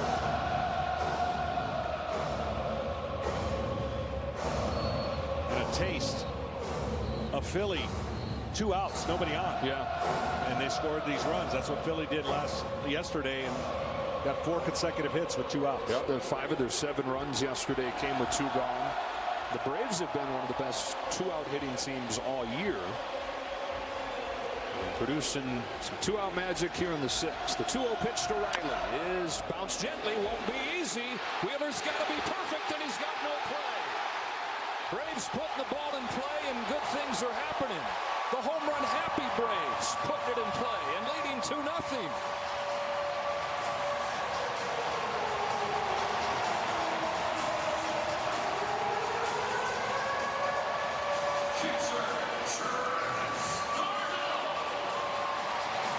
You never know, right? That's why contact is huge. You never know what's going to happen if you put the ball in play. It doesn't have to be hit at 100 miles an hour. And right now, the Braves feeling like they got a little bit back of what they lost yesterday. And the Phillies contact paid them dividends big time to 7 runs. John, this series is feeling like it's from a different era a little bit. We've only seen the 1 home run.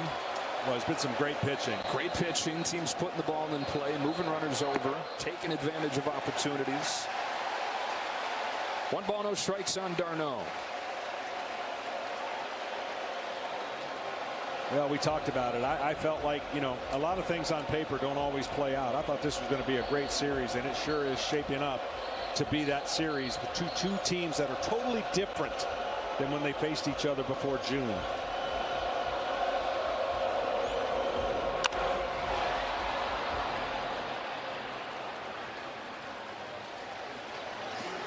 The Braves started this season 23-27. Phillies made the managerial change. They were left for dead. Braves wound up winning 101 games. Phillies in the postseason for the first time in 11 years. Bullpen gets moving. That's Jose Alvarado. On a 1-1 pitch, d'Arnaud swings and misses at the high heat.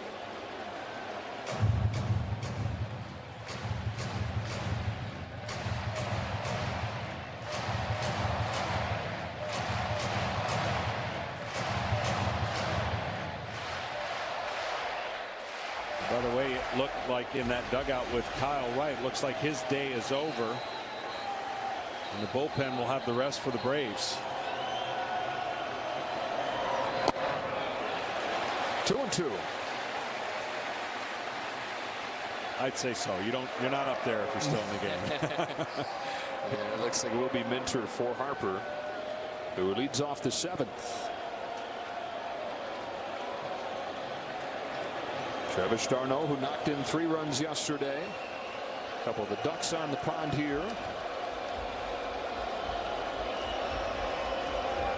Wheeler fires a 2-2, and d'Arnaud stays alive.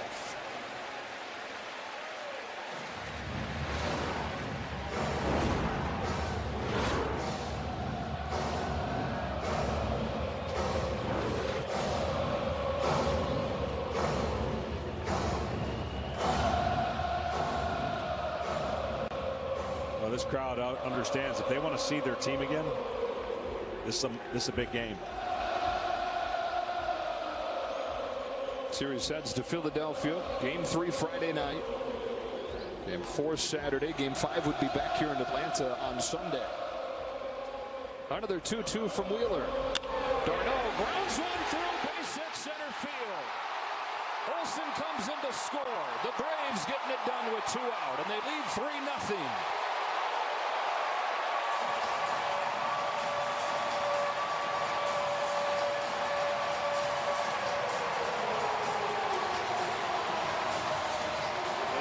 It's so amazing what we witnessed yesterday and what we witnessed tonight doesn't happen that often. It is rare with 2 outs and nobody on to put a 3 spot, a 2 spot without hitting a home run. Hitters battling and taking what the pitcher's giving them has been proven to be the key for each team so far in this series. Yeah, the reason home runs have been so valuable and have told the story in postseasons in recent years is because these pitchers are too good to do this against usually. Yeah, and again, innocently, 2 outs. The way it started yesterday for the Phillies and the way it started tonight for the Braves. A hit batsman. It could be a costly one for the Braves, but it produced 3 runs and gives them a leg up on trying to finish this game and making it 1 game apiece. The Braves had 1 base runner over the first 5 innings against Wheeler. Really over the first 5 2/3 because he retired Ozuna, retired Rosario. And he was a play away from being out of the game, right? Yeah. I mean, you know, out of the inning. And the play kind of ate up Hoskins at first, and the Braves had tacked on 2 more since. 5 straight 2-out base runners against Wheeler. Now the Braves really looking at a big inning. 1st and 3rd, 2 gone. Michael Harris. Ground ball to second for Segura. That'll wrap up the 6th. The Braves the first to crack through in this pitcher's duel. Ronald Acuna got hit on the elbow. Agonizing. Didn't look like he was going to stay in the game. He does, and with that sore arm, they've gotten him the lead.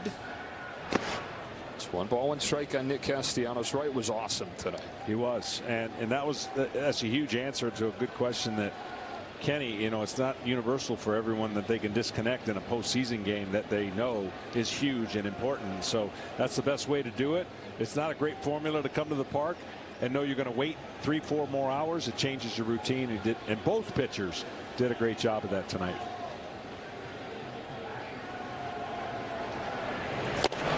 Fastball is by Castellanos.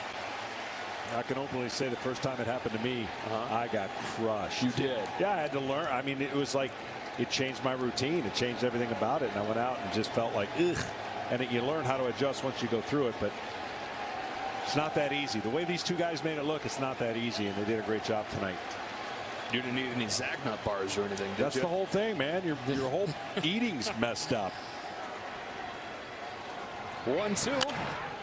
Castellanos stays alive. Now the Phillies offense yesterday, 7 runs on 11 hits, no runs on 2 hits against Wright through 6 innings. And see what the Phillies offense historically has been throughout the year. A lot of chase, a lot of swing. They love to hit. And if you make quality pitches, you're going to get any great hit team out. There just wasn't enough of those pitches yesterday, and that's why that Philly offense won out. And it wasn't a bunch of rockets, but you don't need rockets when you put it in the right spot. As they beat Max Fried in game 1. They're now down 3-0 in game 2. The similar story for the Braves today as the Phillies yesterday. They've not hit the ball particularly hard. In fact, they only had one base runner through 5, but they stringed it together. They too put it in play and benefited. And I understand the philosophy of today's game. The velocity of pitchers is so great that the greatest way to put a point on the board is to hit a home run, right? So a lot of people have a swing geared for, no matter what the pitch is, to launch it, to hit it in the air. Which means no matter what's going on in the game, guys are not moving or adjusting in the box. So it's a one-way approach. So if the pitcher's on, you're in trouble as a hitter. If the pitcher is not on, the hitter's going to have a field day. And there's really less of feel for the game that where you move in the box if a pitcher's taking something away. So it really is a kind of programmed with information, and the execution on either side is the one that's going to win.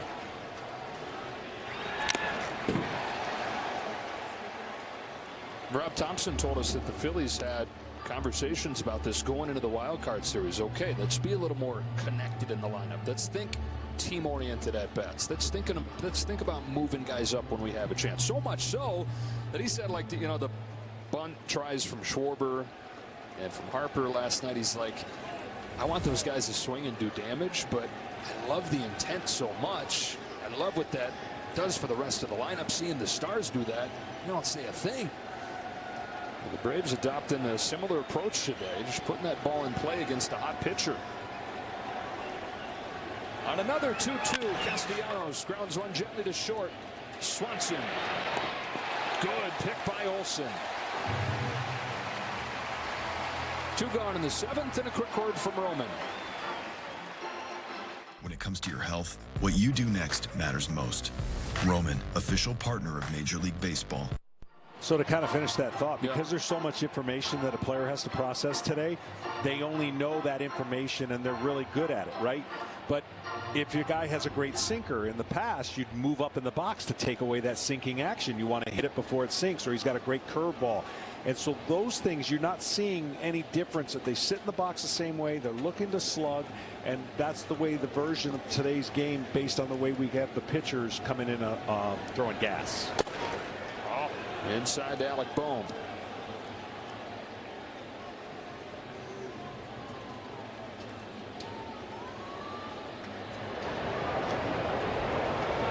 Bellotti, who pitched yesterday, getting ready in the Phillies bullpen.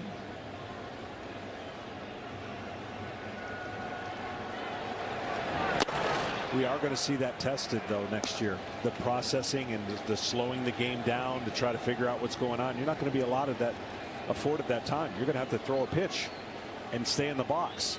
And it's going to be a challenge for some of these guys to be able to do that every 15 to 18 seconds.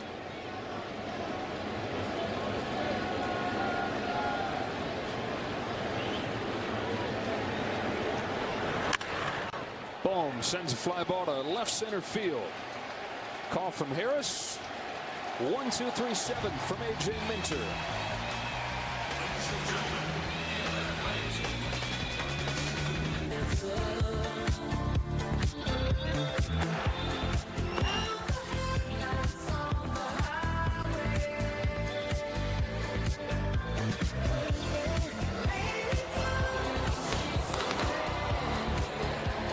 Braves up 3-0, stringing it together with 2 gone in the 6th inning.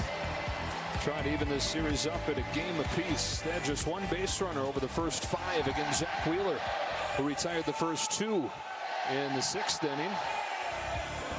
And then Ronald Acuna gets hit. Olsen comes up and with 2 strikes grounds one by Rhys Hoskins.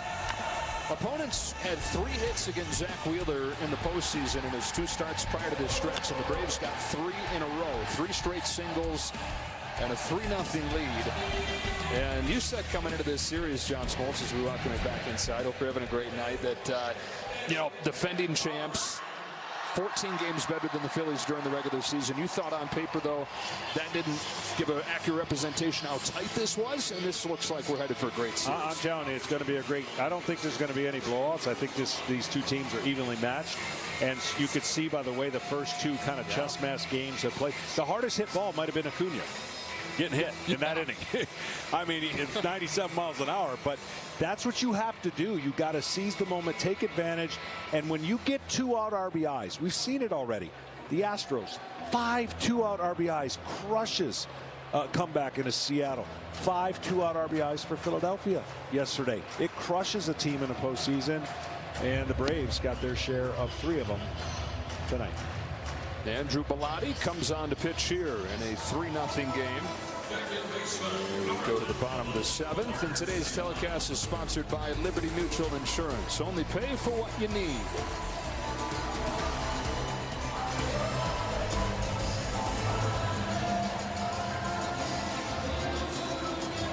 Garcia, Ozuna, and Rosario coming up.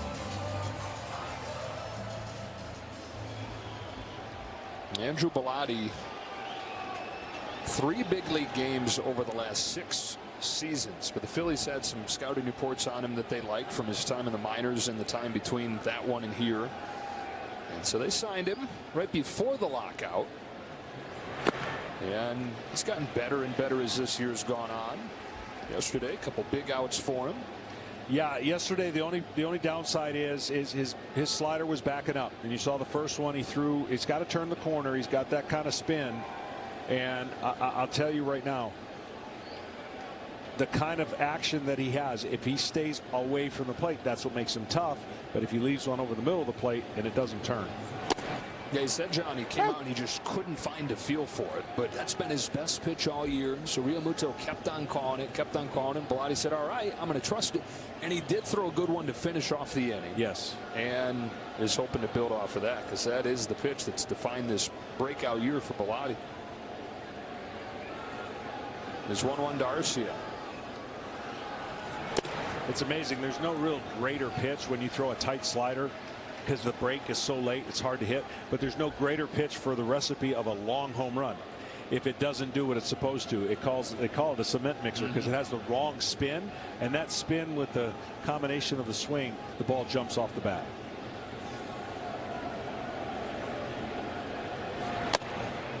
Three balls, 1 strike.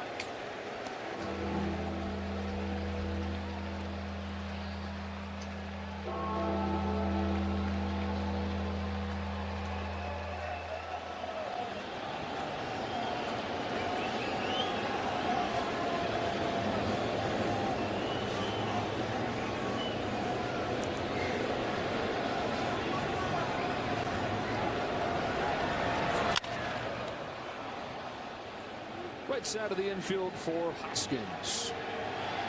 And the first out. This weekend starts Saturday strong with the top 10 showdown. Number 10 Penn State and 5th ranked Michigan on Big Noon Saturday. And then the Badgers and the Spartans square off at 4 Eastern. In the nightcap, the Pac-12 race heats up. 7th ranked USC under first-year coach Lincoln Riley.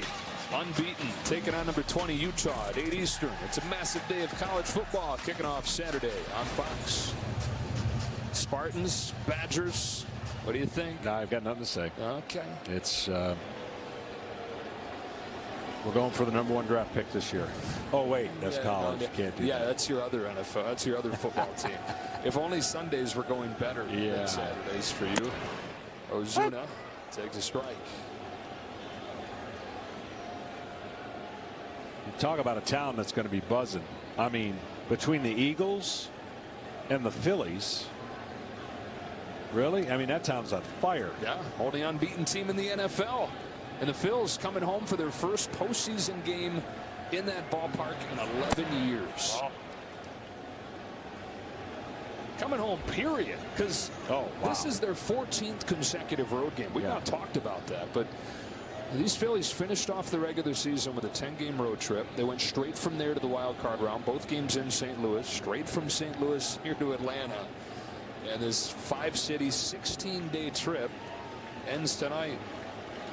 Heroes welcome coming on Friday night, Citizens Bank Park. Ozuna It's one in the air to left center field. Schwarber's going back at the track. Sizes it up and makes the grab.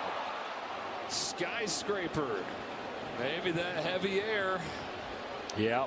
Here's that pitch we were talking about. If it does not break and turn left, watch this pitch. It just stays right there, and he gets it off the end of the bat, or this ball's gone. And that's the kind of pitch that's again, you got to make it turn the corner, and he's had a few of those. And Ozuna knew he just missed it. But that road trip you're talking about? Yeah. It didn't come as a surprise because they wanted that. They knew if they were going to get to this point, they needed to be on that road trip, so they accounted for it. They talked about it. They went on it, and now they get to go home with a reward. Two-way, Eddie Rosario. Yeah, they're looking at it and saying, if this road trip goes long enough, that means we're still playing. I played with guys, I can't mention the name, that kind of road trip would have been over. They didn't bring enough clothes, and they didn't do the things you got to do to account for 14 days. I don't know if anybody can do the things you can to do to account for that long of a trip. One only has so many pairs of socks and underwear. I guess there's stores on the road. Yeah. Still, they're going to be happy to get home. 1-1 on one of last year's postseason heroes, Eddie Rosario. Story for the Braves last year was home runs, bullpen, and under the radar deadline pickups who became superstars in October. Eddie Rosario hit .383 last October. MVP of the NLCS. Looking for his first hit of this one. That's grounded to Gene Segura. Takes his time, plays with him a little bit, and throws him out.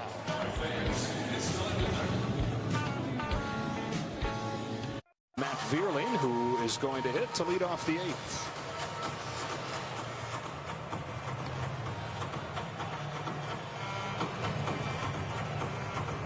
For the first time ever, the FIFA World Cup will be played during the holiday season. They went and put the biggest sporting event on the planet smack in the middle of the holidays. I actually think it's going to make the holidays a lot better. Are they counting? Kind of. Oh my gooseberries. What are we standing around for? We got work to do. We're gonna need a ton of stars. And lots of sweaters, some freshly baked cookies, a little nutmeg. And lots of mistletoe. It's getting kind of old, isn't it? 3,000 more Mbappe! You know what we need? A song. Do you have any idea how busy I am this time of year? Okay, maybe not a song, but just think of the life. That is beautiful. And don't forget about our boys. Yo, Wes, can you pass that? Rolling it in, lays it off, cutting it. Raisel Iglesias gets strike one on Matt Vierling. Picked up at the deadline. Longtime closer. Comes over here where Kenley Jansen is entrenched as the closer. And boy, the setup role's done just right by Iglesias, who has given up just one run since they acquired him at the deadline. Here's a little comebacker to get Vierling. Yeah, he's got a little different angles and different deliveries, but the one thing he's got a weapon. And that weapon's the changeup. 6 for 40. They are since he joined the Atlanta Braves on that pitch, and he's one of the best. I mean, the fact that they went and got him is a big reason why they were able to chase down the Mets and strengthen a bullpen that, you know, from last year was worked pretty heavily. First 6 seasons for Iglesias were the Cincinnati Reds. Then he went to the Angels for a couple of years. Spot one on Gene Segura. And the Braves will have him under control for another 3 years beyond this one. Segura yanks a line shot to deep left field. It's over Rosario and off the wall. He hit it so hard, though, and it was played so well that he's held to a single. 107 off of the bat of Gene Segura. Yeah, that was a rocket there, and he's been lacking. His extra bases have been lacking, but this is not a. This should have been an extra base hit. He just hit it too hard, and it went right to the left fielder as we watched, and he got it in to keep the double play in order. Rosario's not a great defensive outfielder, but the one thing he's at is a good arm, and between that ball being hit that hard and the reputation of that arm, it's a single for Segura, and it's a strike on stop.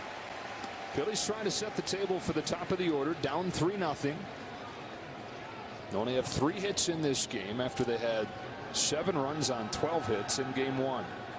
Yeah, same thing that the Braves try to do is bring the tying run to the plate when they were down big. That's what the Phillies want to do. Get the tying run to the plate. Have a chance. One swing.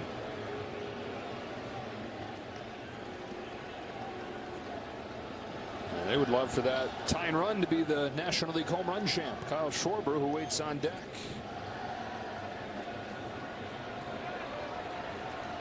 Bryson stop. Takes strike 2. A deadly combination of fastball that he's got at 95 plus, and then that changeup and the bottom drops out of it. That gap of speed is a nightmare for hitters who are trying to track the ball coming out of the pitcher's hand.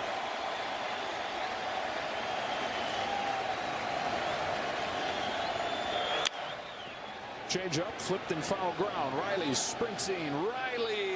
Austin Riley. Wow. I thought we saw the play of the game earlier. This is now the play of the game. That left side of the infield doing big things going away tonight, aren't they?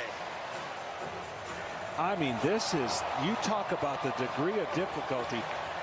Swanson dove over the shoulder. He's got to avoid the tarp. That's unbelievable. Well, Austin Riley for years has been doing extra early work every day with Ron Washington. I don't think they work on that. I don't think they work on jumping out of the tarp and catching it and stunning the opposing hitter. Oh.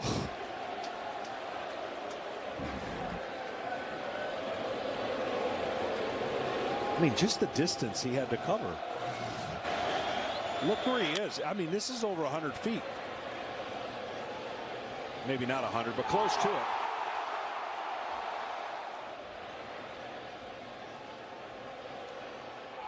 $83 feet. You can measure everything these days. Well, I was looking at it like a 60-degree. Yeah, right.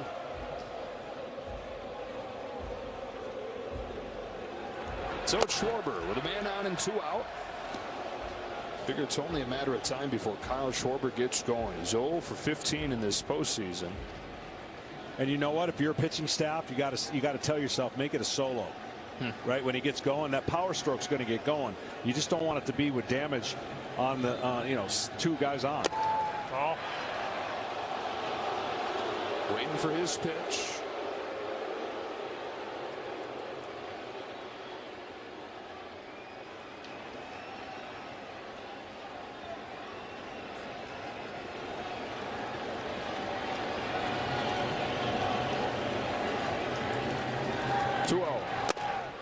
Strike 1.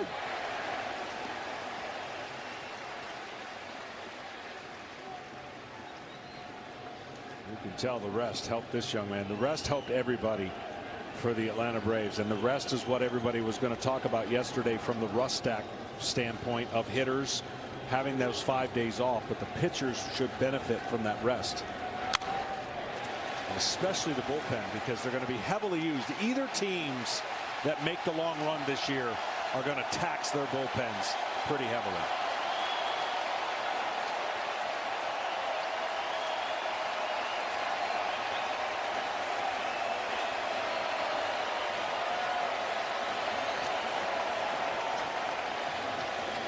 Raisel Iglesias, postseason debut in a Braves uniform, does what he did throughout the regular season, puts up another 0.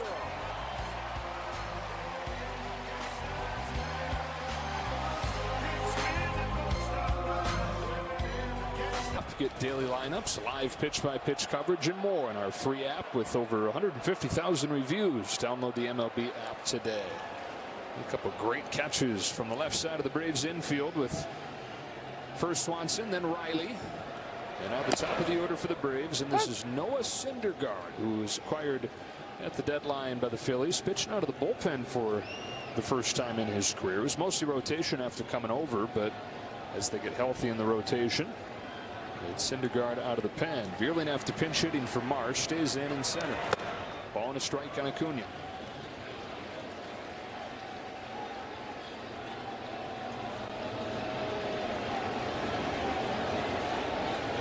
Acuna started that 3-run rally when he was hit by a pitch.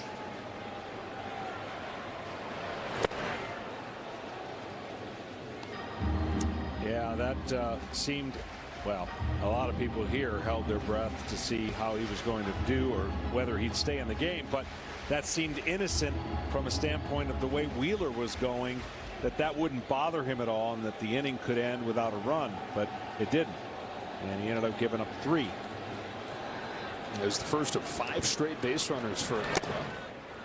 And really, this is just the opposite of yesterday's game, where the Braves have had that 2-out rally. The Phillies 0 for 9 with men on base. Yeah, we talked about Swanson and Riley having a tough game yesterday with not putting the ball in play. 7 strikeouts. As you see a strikeout there. They don't have a lot of hits to show for it, but guess what? They did put the ball in play when they had to, and they drew a good walk in that inning. Strikeout for the first out of the 8th, and now a quick word from DraftKings.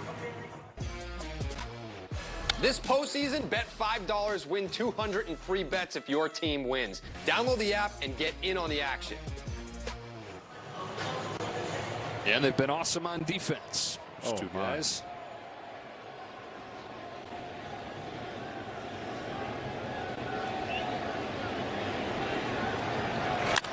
Swanson lifts this one with a big swing, but a little fly. And the shuttle left field. Schwarber there to catch it.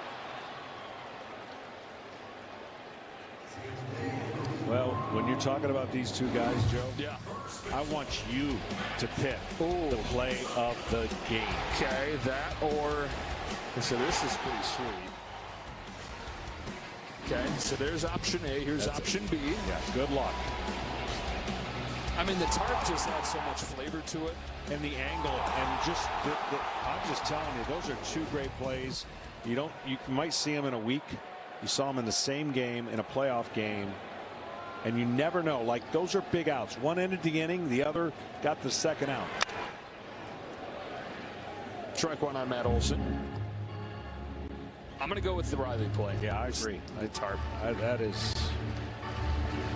We're up here in the booth and we're watching it live. I'm like, there's no chance. And then he comes up with it. Also, you kind of expect Swanson to make highlight plays. You think about Riley's defensive reputation. He's okay now, but he was looked at as a defensive liability for the first few years of his career. I'll tell you what, he has been through the gamut, and I'm so impressed with the transformation of being stuck out in the left field, and they had, they go and get a third baseman in Donaldson, and then now he's got that position, and he's been unbelievable. Rewarded with a record contract. Been handing out contracts like going out of style around here. He got the biggest, longest one of anybody. 10-year extension. He's got more proven. You know what he's been through. He hit the bottom. He started out on fire in a home run rage. Struggled, swing and miss a lot. Worked with Chipper in spring training. Closed the door of the outside slider. 2 monster years in a row. And why not? Now they know, right?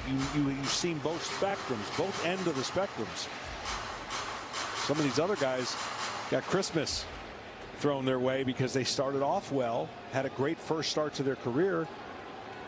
6-7 year contract. Syndergaard looking for 1, 2, 3, 8. Goes full on Olson, and this by far the biggest deal that they did. And Alex Anthopoulos, the GM, said, this is a little harder to pull the trigger on as Kenley Jansen gets ready, because I'm not used to doing deals that big, that long. But it was because of the struggles that he's gone through. Amen.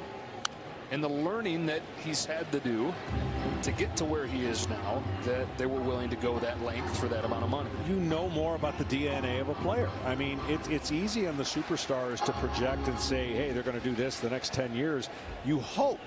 I mean, track records will show maybe that works. But you need to see a guy and what he's gone through on both ends. Walk for Olson. Second time he's been on in this game, and MLB's RBI program is designed to support organizations that provide baseball and softball playing opportunities for youth in underserved communities. For more information, visit MLB.com/RBI. And here is Olson to the plate, or Riley to the plate.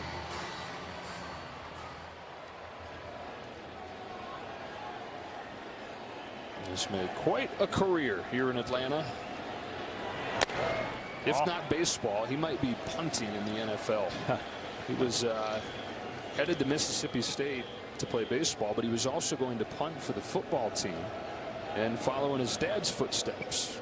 Mike Riley was a punter at Mississippi State in the 80s, a couple training camps in the NFL. You know, him and his dad would go in the backyard and they'd play catch, but they'd also stand farther apart and boom punts back and forth to each other. You know, those high arcing ones, get the tip to go down. Austin could do that. Ultimately, pretty good decision to go with the baseball route. Now a 2-0 from Syndergaard. He pops it into left. Stop out. Schwarber on. Jansen in as we go to the 9th.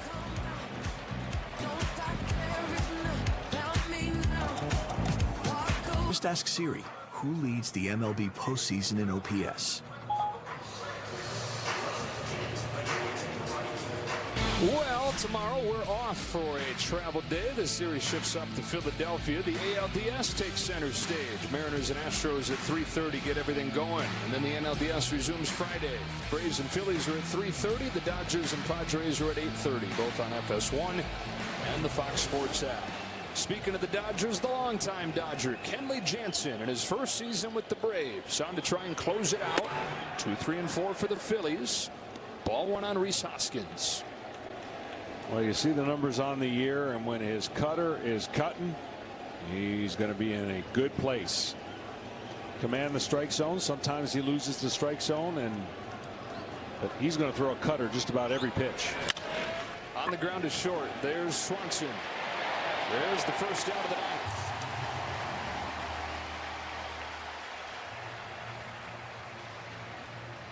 Predict which players will stack the most total bases each day during the postseason. You can compete to win $50 grand. Enter MLB Chase in the MLB Play app or through MLB.com/play. Restrictions apply. See the official rules for details. The one thing about Jansen, you don't know if it's a 5-run game or a 1-run game. I mean, his heartbeat is the same, but the one thing that's going to be an issue come postseason is if it's a 1-run game and there's a guy on base that can run.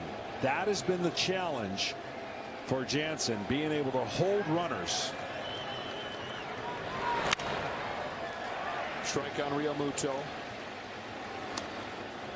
There's been one pitcher that's made more appearances in the postseason than Kenley Jansen. Mariano Rivera. Yeah.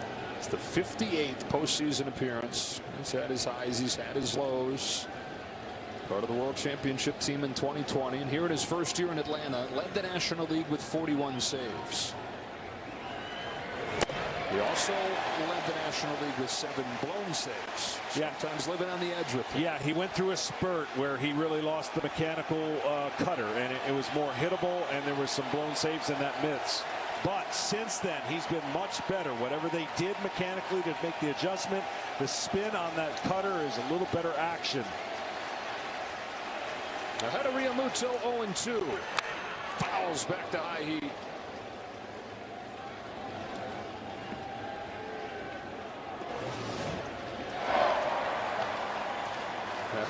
Colin McHugh doing his best Kenley Jansen impression. I mean, this is a big man with a hitter. He's looking at this hand going and the glove way up, and then here comes that cutting action fastball. Able to stay alive for another 0-2. Fly ball, short center, no big deal for Swanson or Harris. 2 gone in the 9th inning. You know, you mentioned those numbers and the acclimates of what, I mean, not bad for a former catcher. Yeah, right. If you don't know the story, former catcher turned to pitcher, and amazing career. Yeah, he was a catcher that couldn't hit it all, but always had a good arm, and would notice that his ball would kind of cut when he would throw down to second base. They put him on a mound, gave him a try, and he kept on noticing he'd get swings and misses on his fastball. Never knew why. And then somebody told him, well, it's because it's cutting. Even though he just grips it like a force, he just has that God-given gift, he says, that makes it cut, and it's made a career. 2 up, 2 down in the 9th, and now Bryce Harper.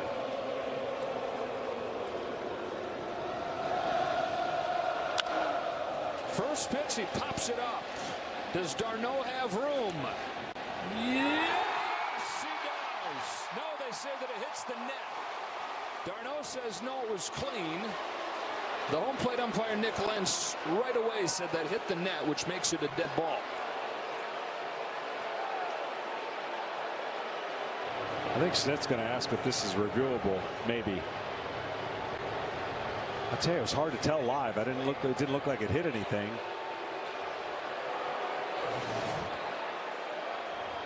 This ball right up the chute. And really what you're looking here is you see if the catcher kind of changes. Looked like he's tracking it the whole way.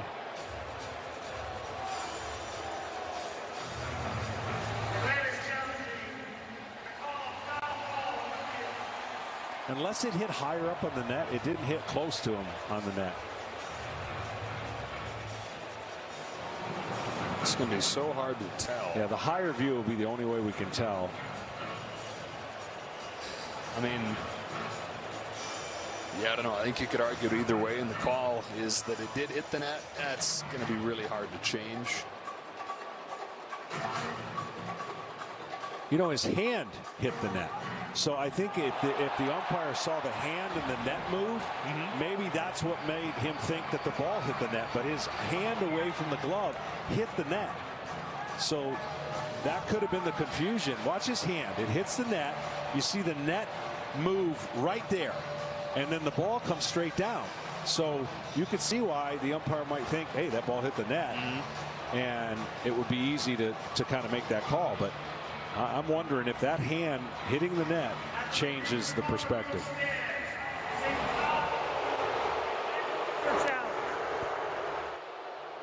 And you heard the call does stand. And yeah, it's tough to tell. You got to have a undeniable kind of replay, but it's an interesting one. And so instead of the end of the game, it's strike one on Harper. After the Phillies got those 7 runs in the first game against Atlanta's ace Max Fried. How about the Braves pitching tonight? 6 scoreless from Kyle Wright. Perfect inning from A.J. Minter. Overpowering inning from Raisel Iglesias. And Jansen's retired the first 2 that he's faced.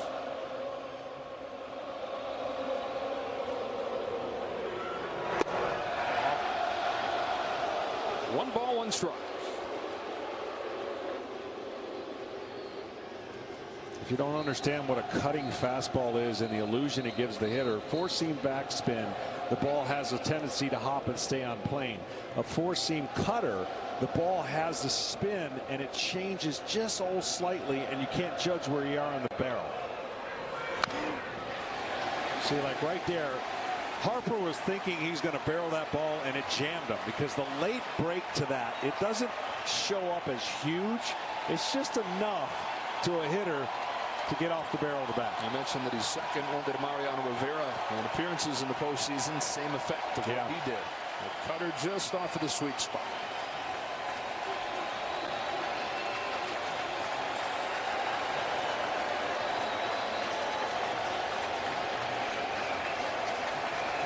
The 1-2 from Kenley Jansen. The big difference between the two, taller Jansen, slender Mariano, and he threw more like a football cutter where it did kind of chase the batter. And this one is more of a release point issue that the hitters are like, man, he's huge. He's getting way down the mound and have less time to pick up the ball.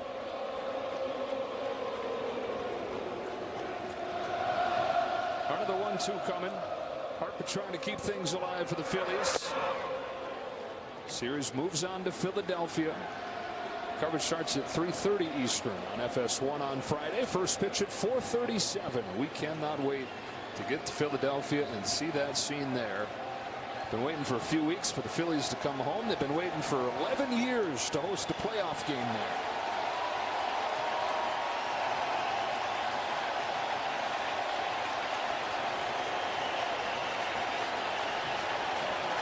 On 2-2, Harper swings and misses, and this series is tied at a game apiece.